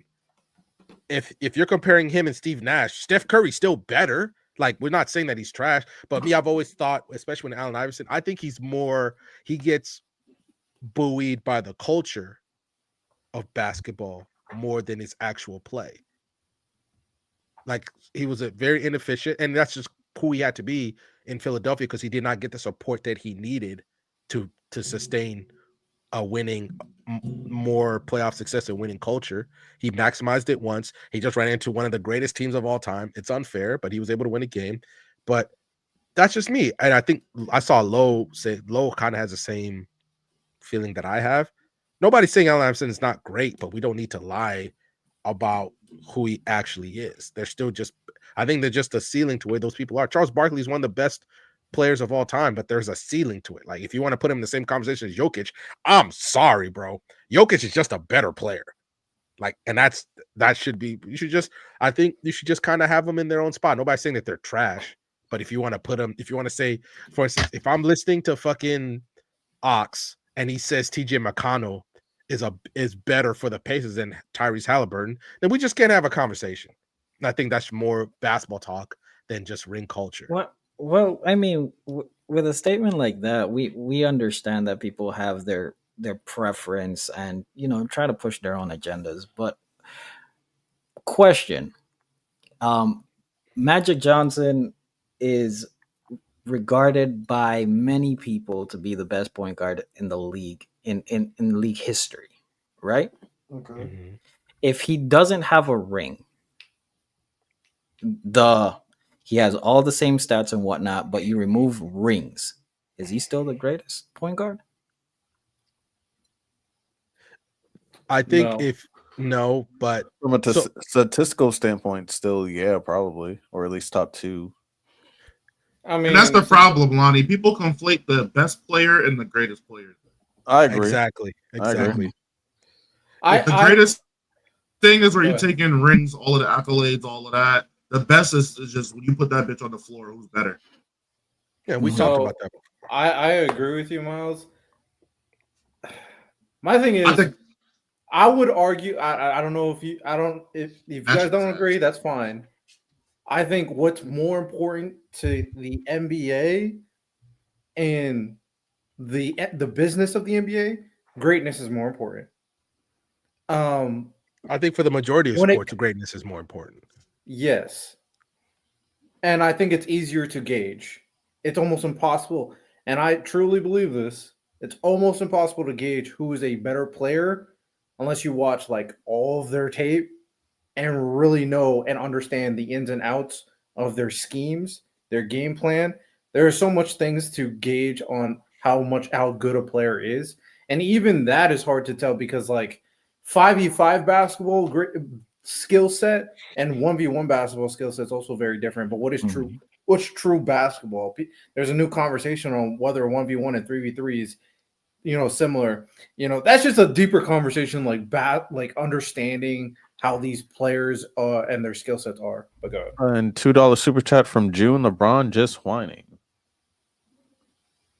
LeBron is LeBroning right now with the Lakers. But we already talked about LeBron is, and this is what I'm a Lakers fan. I do think LeBron is the best player to ever touch a basketball. I just hate the passive aggressive stuff that he be doing, and I think this is massively passive aggressive. I agree with you. LeBron's the best. Jordan's just the greatest, and people just have to be able to accept those two facts, and that's okay. And that's okay. also and that's what's I think that's what's going on with sports media and also players themselves. Miles said it perfectly. They do not know how to separate greatest from best. One had a better career than the other. I think one just had a better skill set. Sauce. I'm not going to disagree. I think you could have an argument either way. But Lonnie, what did you not disagree with? Like, what do you not agree with? That he's not the greatest? Me? Yeah. Who said they don't agree with that? Was it you, Lonnie, or was that who's the greatest? No, I don't agree with the best thing. I'm with Sauce. I don't agree with the best thing. I have Jordan as the best. So. I don't think LeBron is the greatest I don't think LeBron is the greatest or the best. I have Bron as the best. I'm ready for MJ to come back. Shout out to $2 super chat by June. I'm ready for MJ to come back. So I think this a lot. Maybe let's use football. It's clear that Tom Brady is not the best. There have been plenty of players who are better than him, but Tom Brady is the greatest. That's the easiest way to, because the way his game is better. Like, for instance, at their best, at their absolute best, I think Peyton Manning is better than him. He's just not greater. I think you can say that for a lot of quarterbacks. I agree, and that's fine. But if you're telling me, fourth and 2 on the 25-yard line, you're down by 4, and you're driving to score a touchdown in the Super Bowl, and you're not picking Tom Brady, I don't know who the fuck, because that's greatness, and just that's great. Isn't that a specific? Okay. Specific criteria, because I can say, okay, first and 10. I'm going Aaron Rodgers. If you're not picking it, it's crazy. Okay, so then let me say, if you need to win a big game, how many people do you call before Tom Brady? One person. Not say Patrick Mahomes. You don't. Of course, I'm gonna say Patrick Mahomes. What the fuck you think? That's crazy. Brady beat him twice. Let me stop. See, oh man, this is such. Obviously, I'm trolling. Now we're done glitching. I'm glitching. Conversation. But like, for instance, there is a deeper conversation when it comes down to these things, because even that I don't necessarily. So I attribute everything. I don't really want to have this conversation now. Maybe some other time. I'll just say that these conversations are deeper than they have. But honestly, these conversations are not that valuable because it's still a business at the end of the day. And if the fans want to whine about the stupidest of things like ring culture and championships, I mean, that's what the NBA and the NFL and all these sports want, to be honest. They want them to be talking about all this stuff that doesn't matter. I'm not gonna lie. Okay, I just wanted to get your guys' opinion on that. LeBron is capping. That's my opinion. He's always capping, but we don't need to talk about that today. It's unfortunate we didn't have the biggest LeBron glazer here. Oh, both biggest LeBron glazers here. That boy J-Rob and that boy Ty. It's tough. Yeah, $5 super chat. Final super chat by June. And MJ better not get on TV. I think he's working for NBC as a basketball guy. Yeah, he's going to be an analyst this year. That's going to be interesting. And MJ better not get on TV capping, talking about rings don't matter, because I got too much proof of to him saying otherwise, which would be interesting, especially because he's so far up the ranking. I think he could just be 100% honest. He could just be like, man, James Harden is trash. And I think most people would be like, yeah, Yeah, he is trash. If MJ says that, you know what I mean? Hey, June, let's be honest. If he starts saying the opposite, he just has Alzheimer's. That's all we got to say. He old. He old. What are Nigga's you more talking like about? 60. He got hit. You know, they say that the 90s was a very aggressive league, so he probably got hit up a little bit in the head. I mean, you saw what the Pistons did to him a couple times. Yeah. See, you got a little some blunt force trauma up here. All right, we're over 3 hours in. Any last remarks? Oh, open dojo Thursday. Real quick. Santo, Lonnie, and I did a review of the first 2 episodes of Lord of Mysteries. I think we're gonna be doing that every week, Lonnie, right? Is that the plan? We can try. If we do it this week, it'll have to be like Sunday, I believe.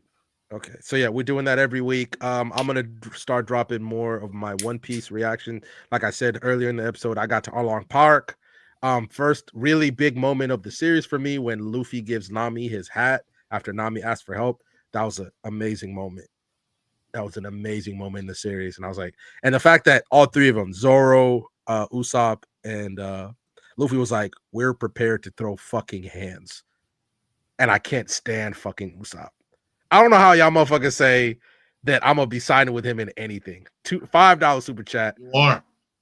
Nope, because just 2 years ago, last time I checked, 5 is more than 4, referring to Curry and Magic. That is true. But I just can't stand Usopp right now. So maybe I'll see what y'all are talking about. He's really be pissing me off.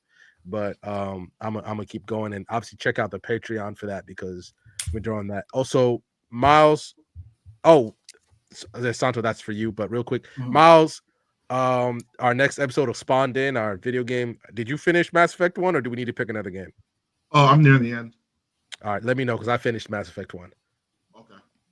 I'm just waiting for you, big dog. And then Sauce is going to be rocking with us for Mass Effect 2 and onwards. Oh, work. Good.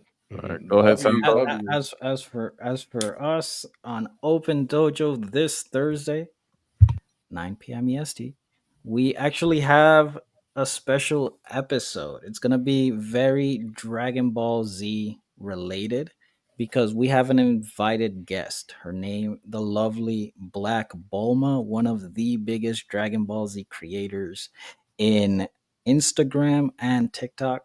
You guys pull up. We're going to be doing something a little bit more like an interview style, and also she's gonna get her hot takes off pretty much everything Dragon Ball Z is going to be this week's episode. You guys tune in, show support, share it with your mom, everybody. Just gonna be an amazing episode. Stay tuned.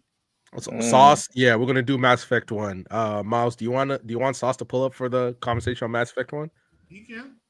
All right, Sauce. I'll let me know when you're free. And then me and Miles will work it out with you. And also Angie Carr, you're speaking blasphemy right now. Your shepherd's a deuce because you made your shepherd a douche. Okay, that's why he's bad. I can see Andrew doing that. Also, make sure we got another week. We didn't do it this week, so next week we'll do the monthly Q&A and the monthly hot takes. So you guys have another week to put your hot takes in the Discord and to ask your questions in the YouTube post. So make sure to do that. And Miles, when you're ready to, or when you want to binge the Gundam show, we can just do a recap on the season. Oh, bet. I started it. So cool. All right. Also, can we talk about Lazarus at some point, everybody?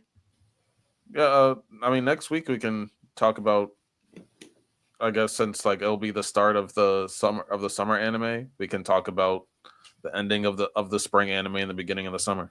Lazarus has been great. Amazing show. Mm-hmm. I'm not gonna hold you. Maybe the best anime that Adult Swim has ever produced. Miles. Adult Swim. I gotta do my research. Ever. Gotta do my research. Angie, I am, and I'll talk about it on Tuesday. Just remind me because I saw the movie. Just remind me on Tuesday since we're about to head out. All right, is that everything? Yeah. All right. Thanks for watching. We're gonna come back next week with some more stuff. And yeah, Rockets got better. Lord of Mysteries is a banger. I was right again. I'm 2 for 2 this year. 1 for 18. Joe Harris. Hey, 2 for 2. And yeah, Yu Yu Hakusho was not top 5. All right. I don't know why you started beef with Kent for no reason, big dog.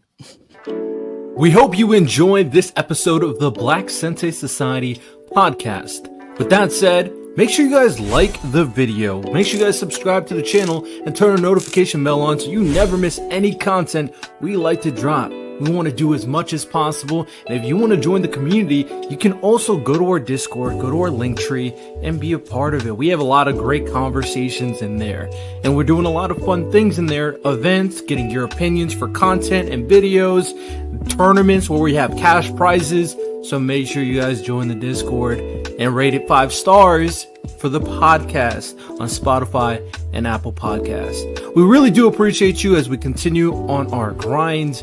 With that said, ladies and gentlemen, hope you guys enjoyed. You have